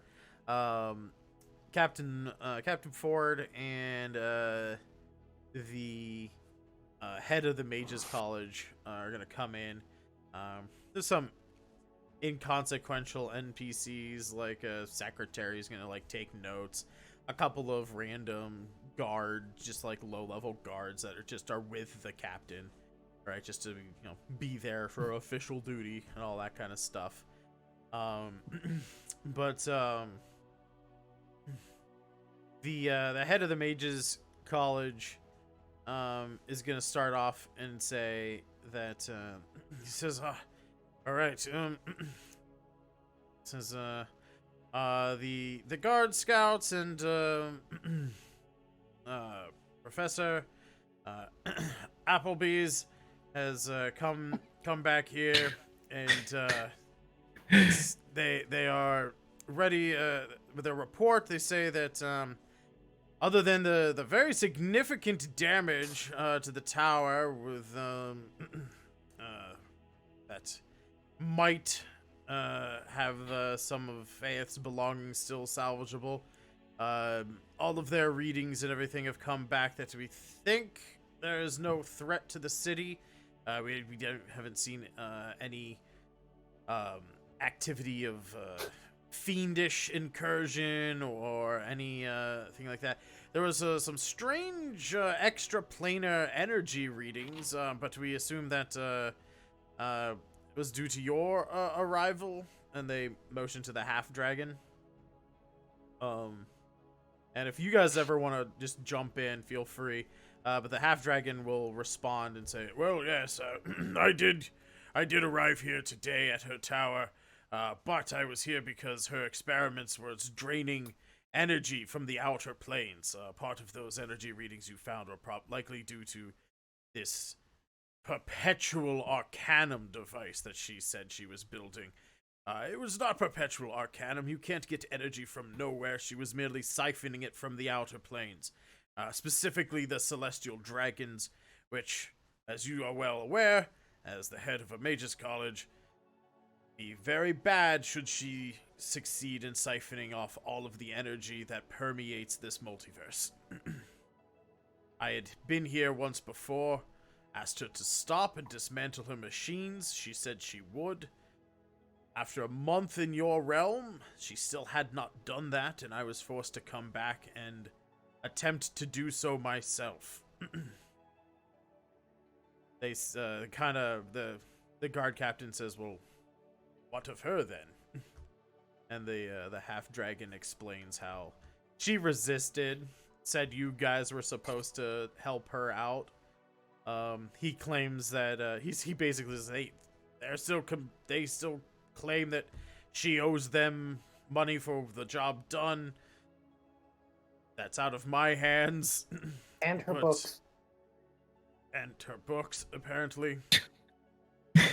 Get very kind of confused about that one. Like, why? Rowan chuckles again. Rowan chuckles again. He says, on my behalf, everything would have gone much smoother if Faith had just simply acquiesced to my request to stop this madness. Unfortunately, we had to subdue her. The two gentlemen in the other room seem to have been under some kind of mind control that Faith had placed upon them. Well, when resistance is involved, you can't blame someone for protecting themselves, can you? Kind of a mumble from the gallery. The guard captain says, "Yes, well, we will definitely have to investigate into that further. We understand self-defense, but we'll have to make sure that it was self-defense."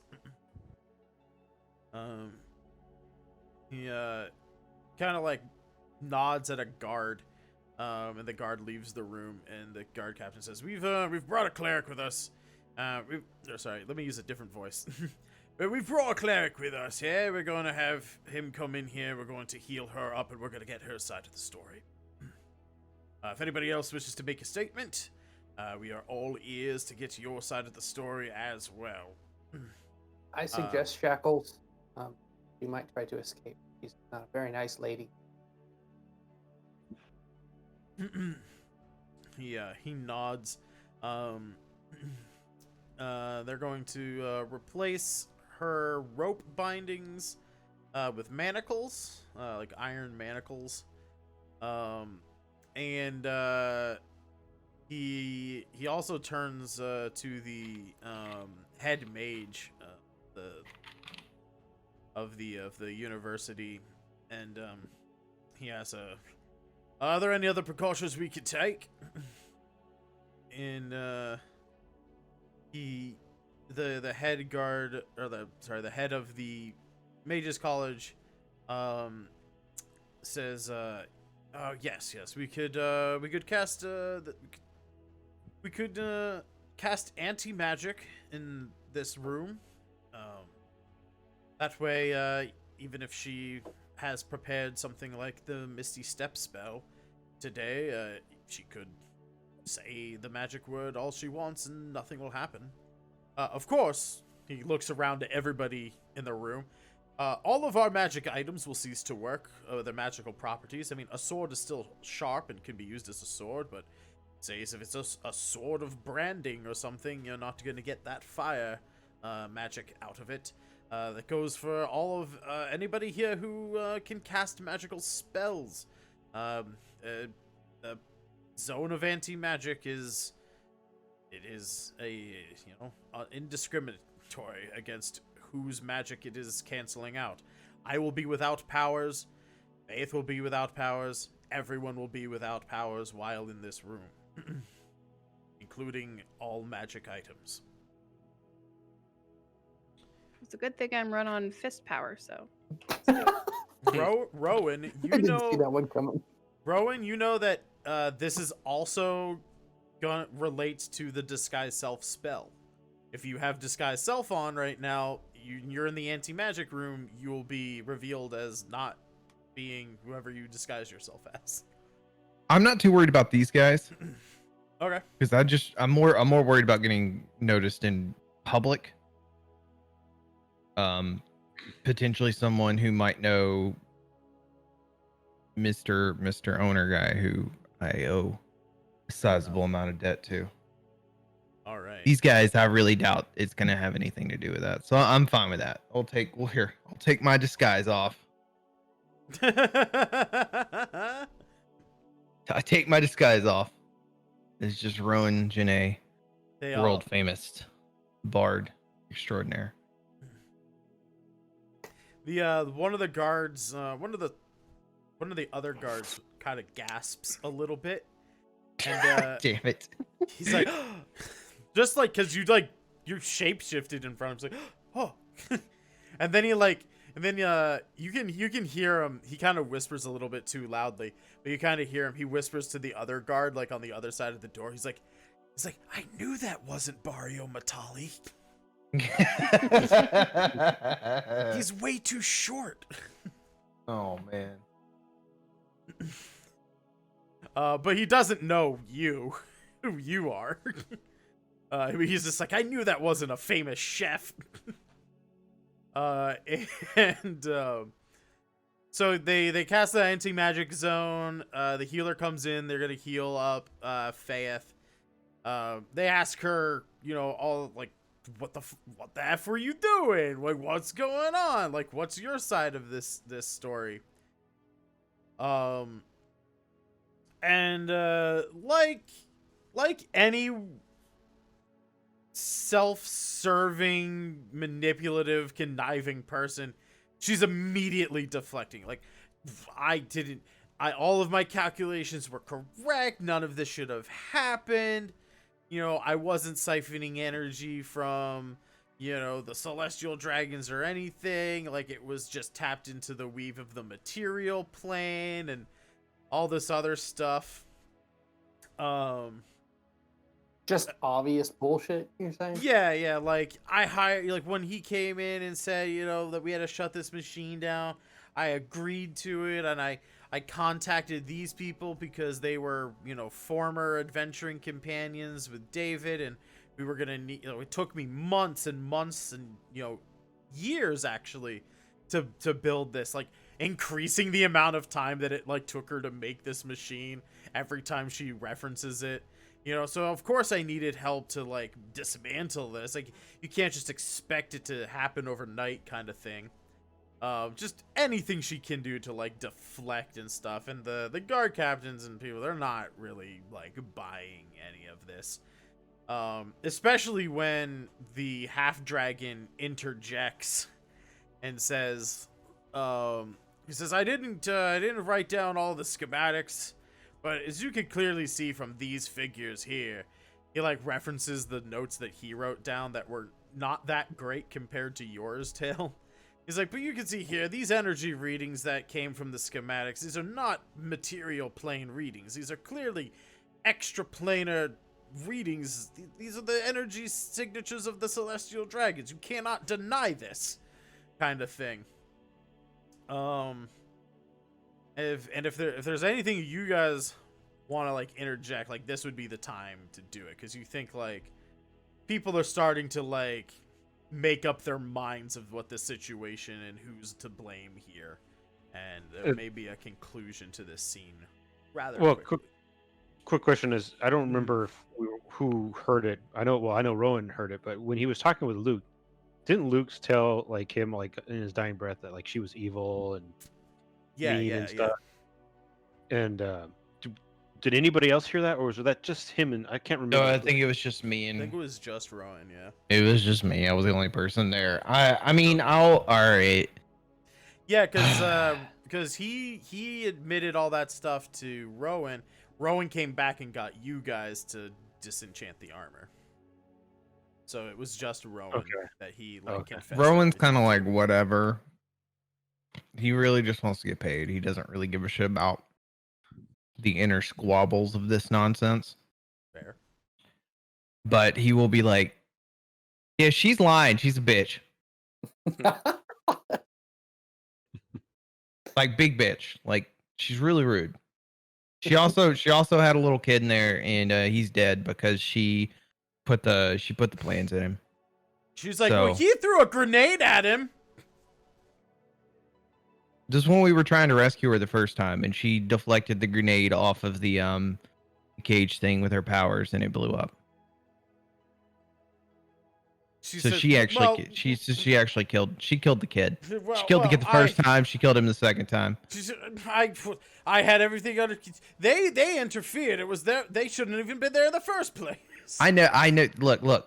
She just said we had to. I'm not the kid killer here. You are. So I don't understand what the big deal is. All right, everybody, settle down. I think we have enough preliminary information here that I think Faith O'Quan needs to stand trial for something. We'll figure out the charges, but murder of a child. All right, right. Double murder. He turns out to the guard. He's like, right, there's the double murder of what was the kid's name? It was Luke. It was Luke. Yeah, right, it was Luke. The wizard apprentice Luke. She definitely did that. I would never kill a child. We'll figure out the rest of the charges later, but I do think that she is clearly lying to all of us here. Stripped of her magic powers, she is reduced to lying and telling tall tales. We shall see to the end of this. The half dragon steps in and says, "Yes, well, I was going to take her back to the celestial dragons to stand trial, but I suppose if she needs to stand trial here in the mortal realm, she could stand trial here first."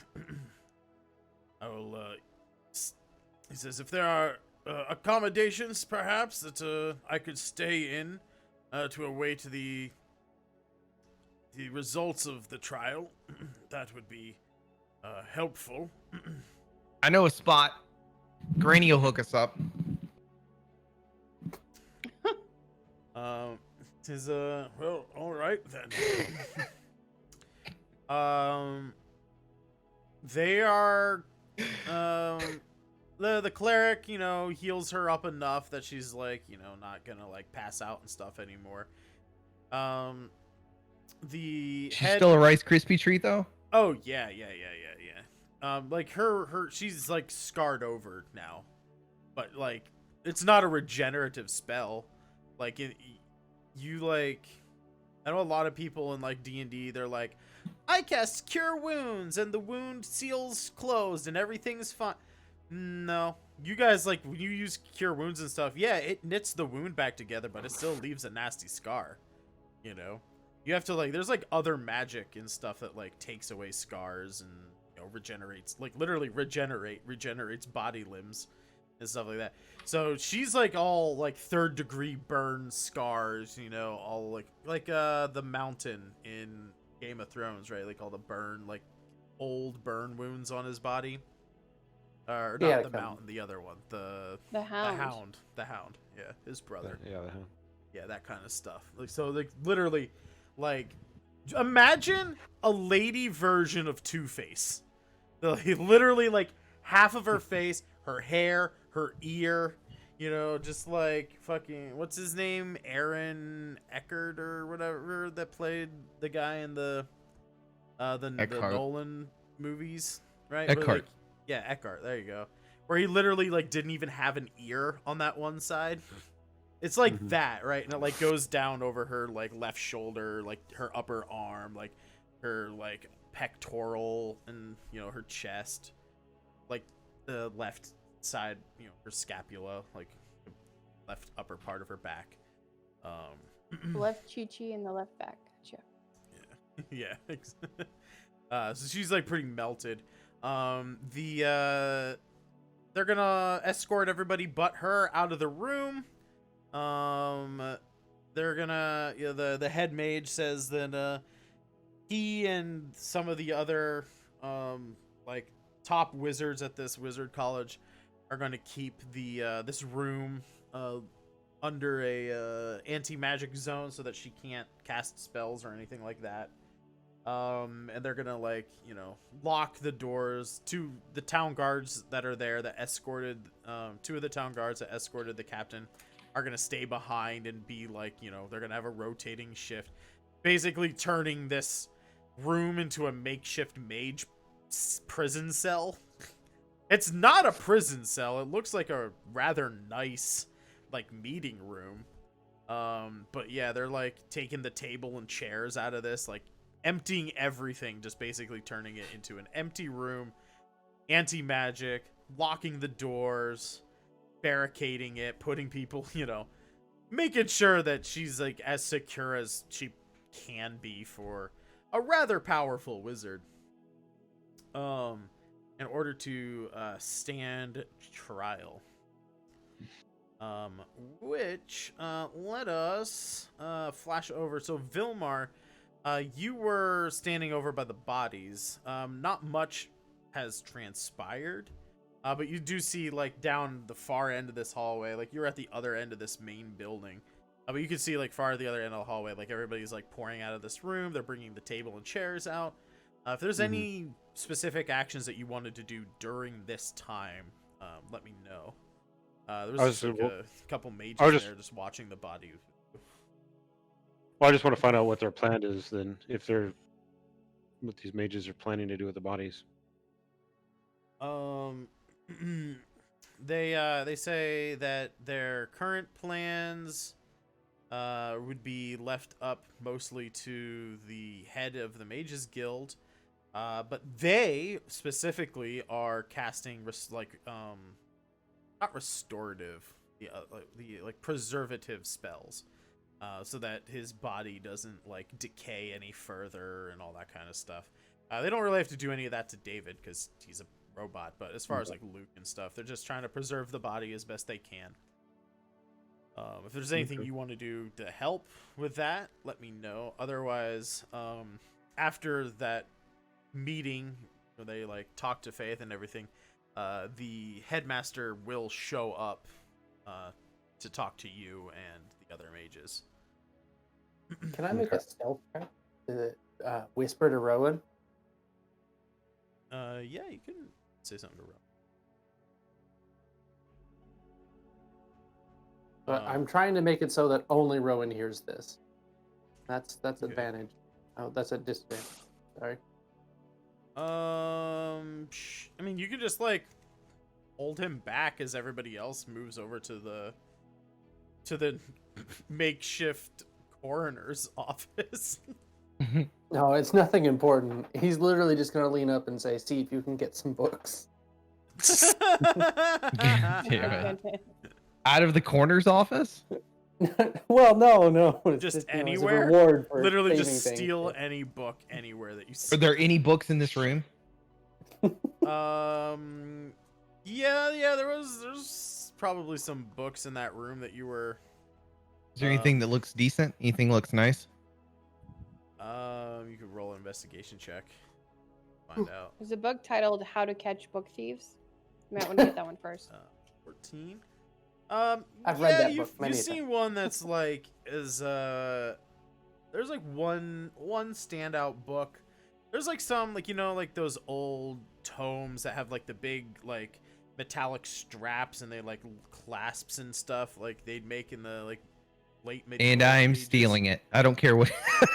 Yeah, I was gonna say you see one that stands out a little bit more because the metal on it is more of like a yellow gold, whereas the other ones are more of like I stole it. a pewter or like a steel. Like this one's like a little bit fancier than some of the other ones. 16. Can I cop that? Let me- Should just jumped immediately into the let's steal it. Not trying to negotiate for it. Let's steal it. Yes, you keister that book and nobody sees you. All right. And then I want to look over at Tail and like give him like a little finger gun and a little wink. Like, yeah, I got you, buddy. I'm Yeah, just gonna I shake my rolled head an at y'all. 11 on my check. I'll hand him that book whenever we get out of here. So the meeting ends. Everybody who wants to, goes over to the coroner's office. The headmaster kind of fills in Vilmar with what happened because she knows that you're part of the group, and she tells everybody else what's going on as well, and continues to say, if you ask like what's gonna happen to Luke's body, she basically says that they're gonna keep him preserved for as long as they need to for the trial. I think it's gentle repose is the one that like preserves a body for up to like 10 days or something like that, and then you can just keep casting that, and like as long as you cast it every 10 days, they'll stay as fresh as they were the first time you casted it until you stop casting it on them, and then they'll start to basically pick up where they left off, right? And so basically they're just gonna keep him around long enough to see through the trial in case they need to call him as a witness, at which point they would use the Speak with Dead spell. I mean, you need the body, I believe, for that. You need to like touch the body to cast Speak with Dead. That's so if they needed like his testimony or something like that. But after the trial and everything, they don't, need his like testimony. If that, if once that's all done, they just plan to inter him. They're not gonna like resurrect him or anything. Okay, well, let's say the magic's he explains needed that. to. Basically, they say the magics needed to save him at this point are well beyond even their capabilities. Okay, well, he just wanted to make sure they weren't gonna like experiment or do anything weird with him. So they're just gonna use it. Basically, want to take care of him for future witness possibility, and then they will properly. So that eases Vilmar a little bit, and then so he'll be fine with that. Then they're ready to move on. Fair enough. Quothe, you're hanging out at the bar, drinking, doing stuff. Where are you hanging out? What bar are you going to? Are we in the same? You're back in Renea Salinar. Right? You could go back to Pollock's Poles. You could go to. Oh my gosh. Oh yeah, I he knew I goes should have gone with them. I knew. There's, he immediately goes what to was gay bar, the doesn't one? he? There was no, like I want to go back to what was it? The Whispering Slipper or something like that. Where did Jeannie? Yeah, the gilded slipper or something like that. Yeah, shimmering slipper. Yeah, something like that. You want to go back to the old lady that Rowan? Yeah. Tried to have sex with? I mean, she cuts us a deal. I want to see if the deal still stands, and maybe Jeannie can come back and refresh it. Baby, the deal always stands. I would like you to know that there's still a little kid traumatized by the last time you were on his grandmother. Well, he needs to grow up. I think he did. He grew up after that one. So Quothe, you get back. You go to the Shimmering Slipper. You try and meet up with Granny again. As you come up, the pathway to her like pink Victorian house that she uses as a boarding house. You see like that kid. He looks older. He's not much older. He looks older. Like he's seen some shit. He's got some dark circles. Yeah, he's got some dark circles under his eyes. He's out on the front porch smoking a cigarette. He's just like, so you're back, huh? He's like, make sure that chef friend of yours stays out of my grandma's room this time. Or out of your grandma. Takes a long drag on a cigarette, fucking flicks it into like the gravel road and like opens the door and heads back inside. He's like, I got some choring to do. I'll let grandma know you're here. Jesus. Fucking goes off. He like rings the bell for you on the front desk. He's like ding ding, and then fucking goes off. And you hear grandma's, I'll be right there. She comes down in a minute later. She's down like, oh, Is your friend going to be around as well? Did you need some rooms tonight? I'm sure we could work something out if that lovely friend of yours, he sure knows how to eat. I mean, he knows how to cook a meal. Oh God. I mean, do I tell her that I am the because I'm not wearing my disguise? I guess I could just like let her know. I mean, think- this is while you guys are at the Wizard's Tower. Cody's getting his drink on. Remember when you guys were at the Wizard's College? You guys aren't. I think I'm going to make arrangements for Oh, us that's to right. I'm not stay there. the night and Totally forgot I'm not there. and drink that much harder after what I just went through. That much enough. harder. Fair enough. You were double fisting before. Now you're just gonna go, fist and feet. I'm going to try to scry on Genie through my beer. If you drink enough, you definitely think you see Genie in your beer. Okay. Oh my god. But it's not the scry spell. Look, he's right here.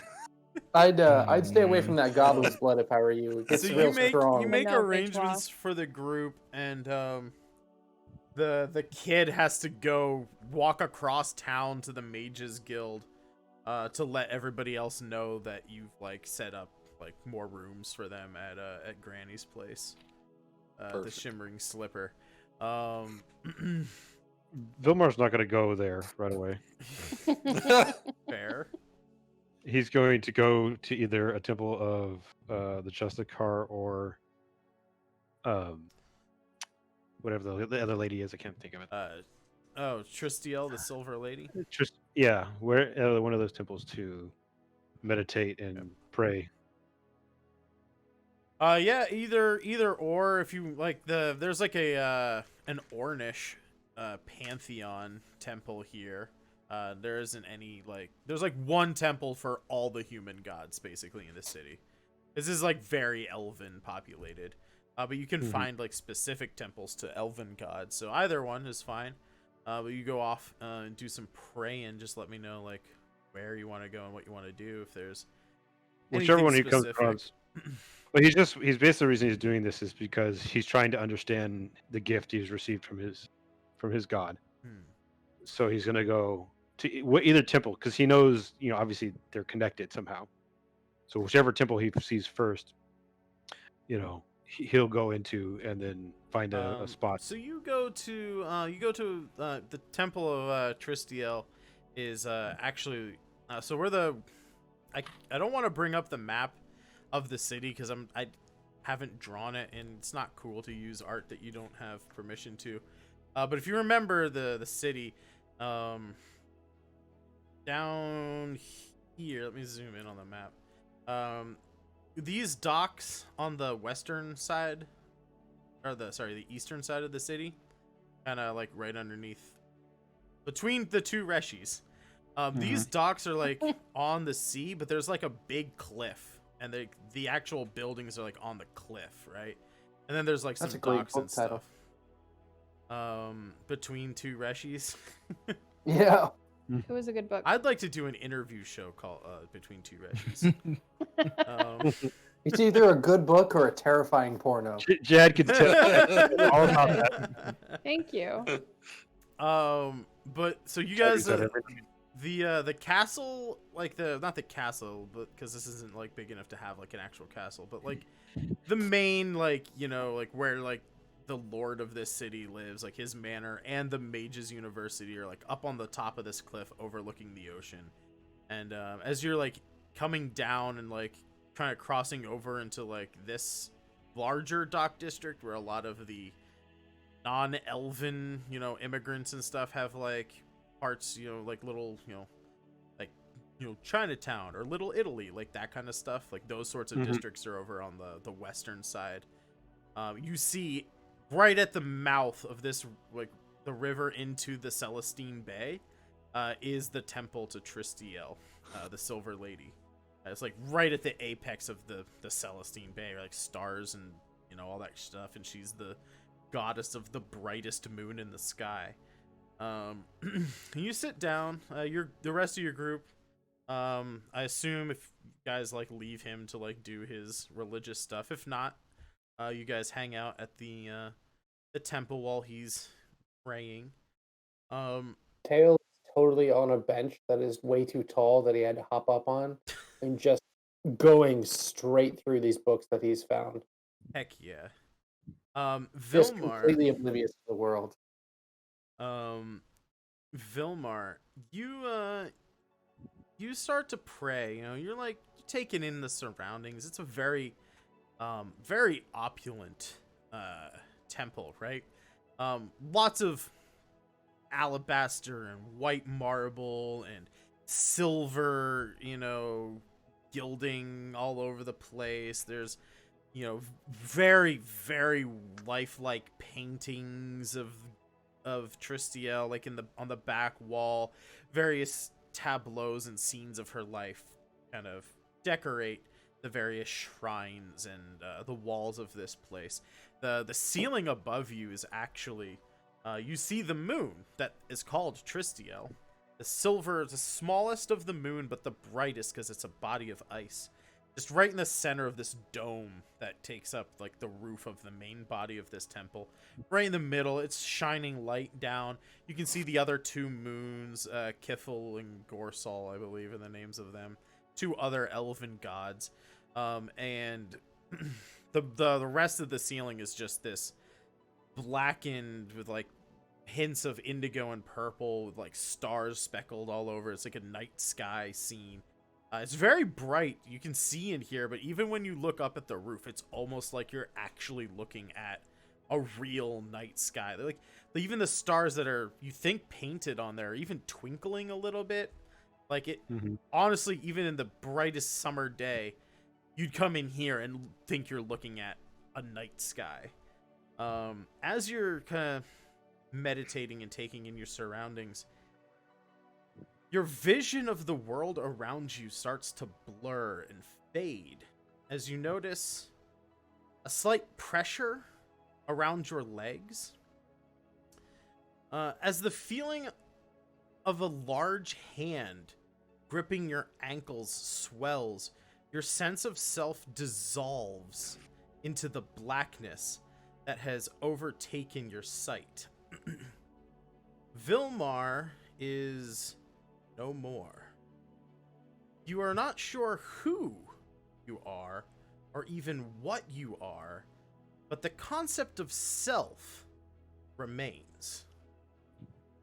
In the darkness that surrounds you, you can hear the muffled sounds of an argument. A man's deep, gruff, and angry voice shouts as if it's behind a door and down a hallway. The gripping around your ankles tightens as you hear a woman's voice respond to the man. "I will make you regret this, Shardor," she shouts. For the briefest of moments, you feel a tug on your ankles, and then you're falling. You crash into something with a thud, and then nothing. Your vision slowly returns to you. You are back in your body, and as you gather your bearings and take in your surroundings, your understanding of who you are returns. You are Vilmar, the paladin of the White Raven. You're in the Temple of Tristiel. You see Tail dangling his feet on a bench, reading, looking through some of the books. Any of your other companions who are still there are there with you. That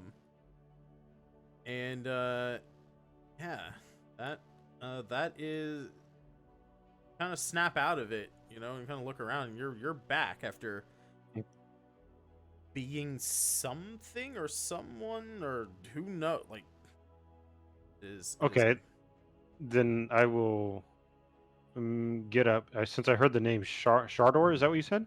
Yeah, Shardor. Here, let me. I will do. Well, he's gonna go up to Tail, or sit next to Tail, since Tail was on a bench reading a book, and tell him. So my little friends I just had a vision, and I heard a name called Shardor. Have you ever heard that name before? Tail immediately just whips out the second spell book he's made that has like the one that he got in the ruined castle with Pristiel's symbols on it, and starts going through all the notes in it to see if he's got any idea. I make like a would that be history, I guess?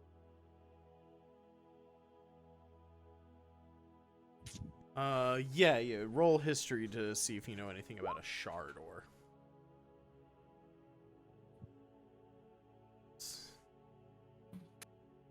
A little bit. It is there. possible I might.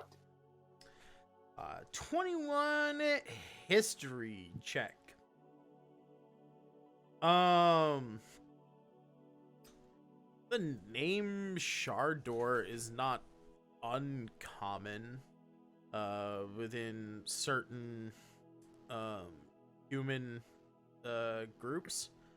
But from just the name Shardor, you're not like getting any like super famous heroes of the past or anything like that. Mm-hmm.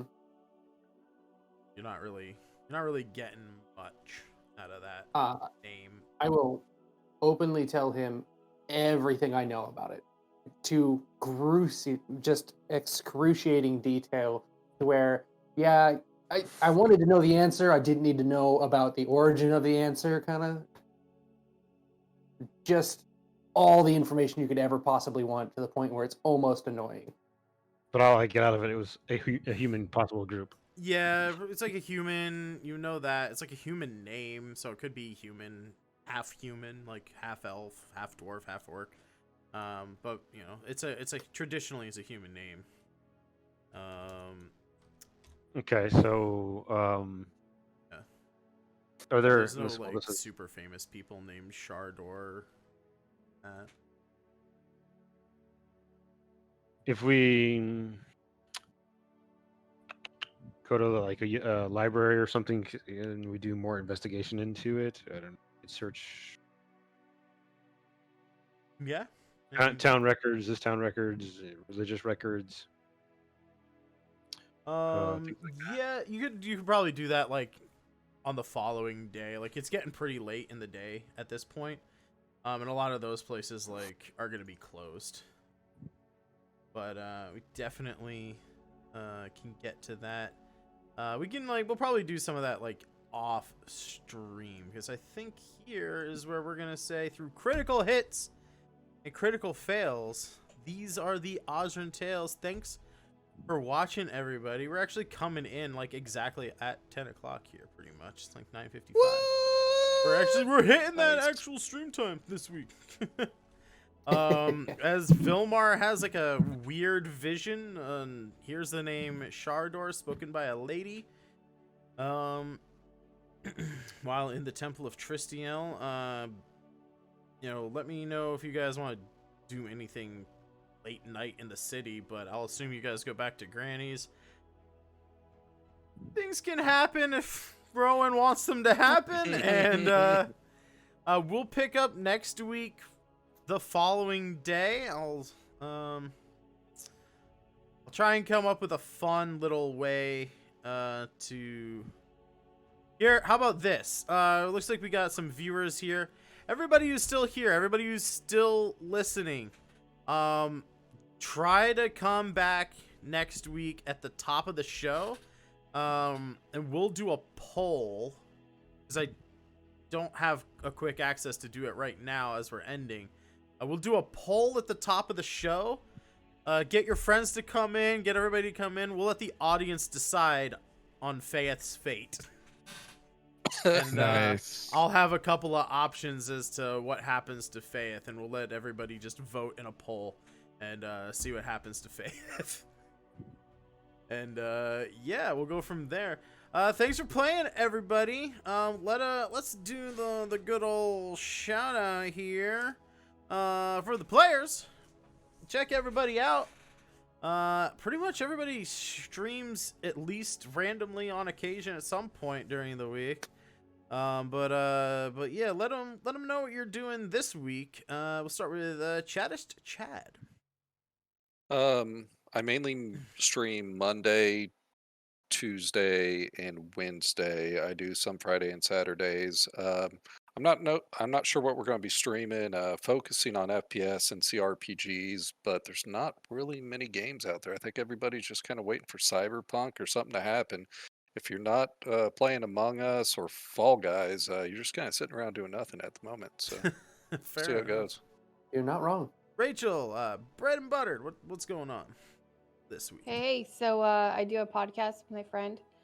We do them every Thursday. We've kind of been hit or missing with them, but we're going to be back on this Thursday, talking about anything and everything. So come join us. Bring your subjects you want to talk about. We're totally down. My favorite subject is math. There we go. That's a lie. I Gross. hate it. I hate it. It is actually a so really fun much. stream. I do Gross. recommend you guys go join it. Singretti, what movies this week? Can't tell you that. I can tell you it is going to be a little bit spooky. It is Halloween themed, and we will have a themed cocktail to go with it. So hop on by at 7 p.m. Woohoo. on Monday, and you'll get to watch a nice little movie and have a cocktail with me.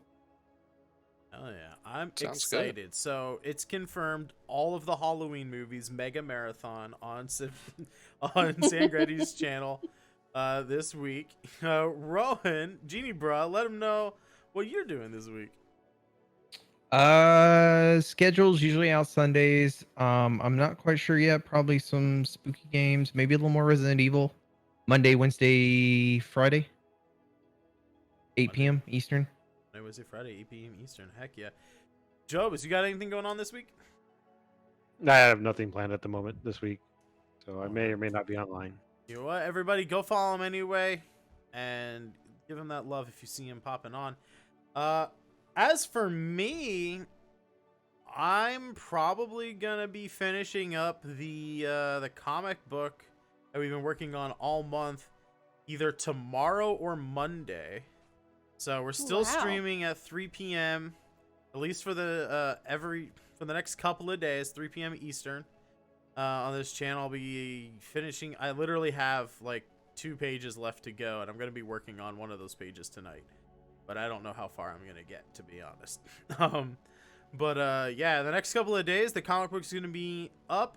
If any of you guys are actual artists out there, like shouldn't say actual. If any of you are artists or want to submit art, I know not everybody is an artist. That's why I said actual. But if anybody wants to submit art, that is noir themed, fantasy noir. So like if you want to draw like a minotaur dressed as like a 1940s detective or a mobster or something, whatever you can think of, fantasy mixed with, a 1940s noir PI story. If you want to do fan art of a character or something like that, we're going to have at least 6 extra pages in the back of this comic. And I want to put, since it was all community done, we wrote it as a community, developed characters, wrote the story, all that as a community on this channel. I want to do a community art gallery as well. Kind of, still in the theme of noir and fantasy. But just fill any extra pages in the issue with that. We're also going to bundle it into a free PDF for digital. And we're going to also put it up on indieplanet.com for print on demand. And I'm going to sell it at cost. So the only thing you have to pay for is printing and shipping. I'm not going to profit on it at all. It's a community thing. And I thought it would just be cool to have like a full, like, actual physical magazine for this thing that this channel has created over the last month. So catch me tomorrow and Monday at the least at 3 p.m. And then I'll probably resume my normal Monday, Tuesday, Thursday, Friday at 3 p.m. Eastern schedule after this comic is done.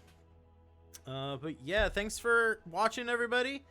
We're going to roll the credits, and we're going to find someone to raid here. I think the Liching Hour moved the start of Apocalypse back to 10 p.m., so they should be starting any minute. We'll probably raid into them and do some crazy Arcanite Chaos magic when we get in there. So Make sure you stick around after the credits, and we'll see you all next week, everybody. Thanks for watching. Bye-bye. Thank you. Bye.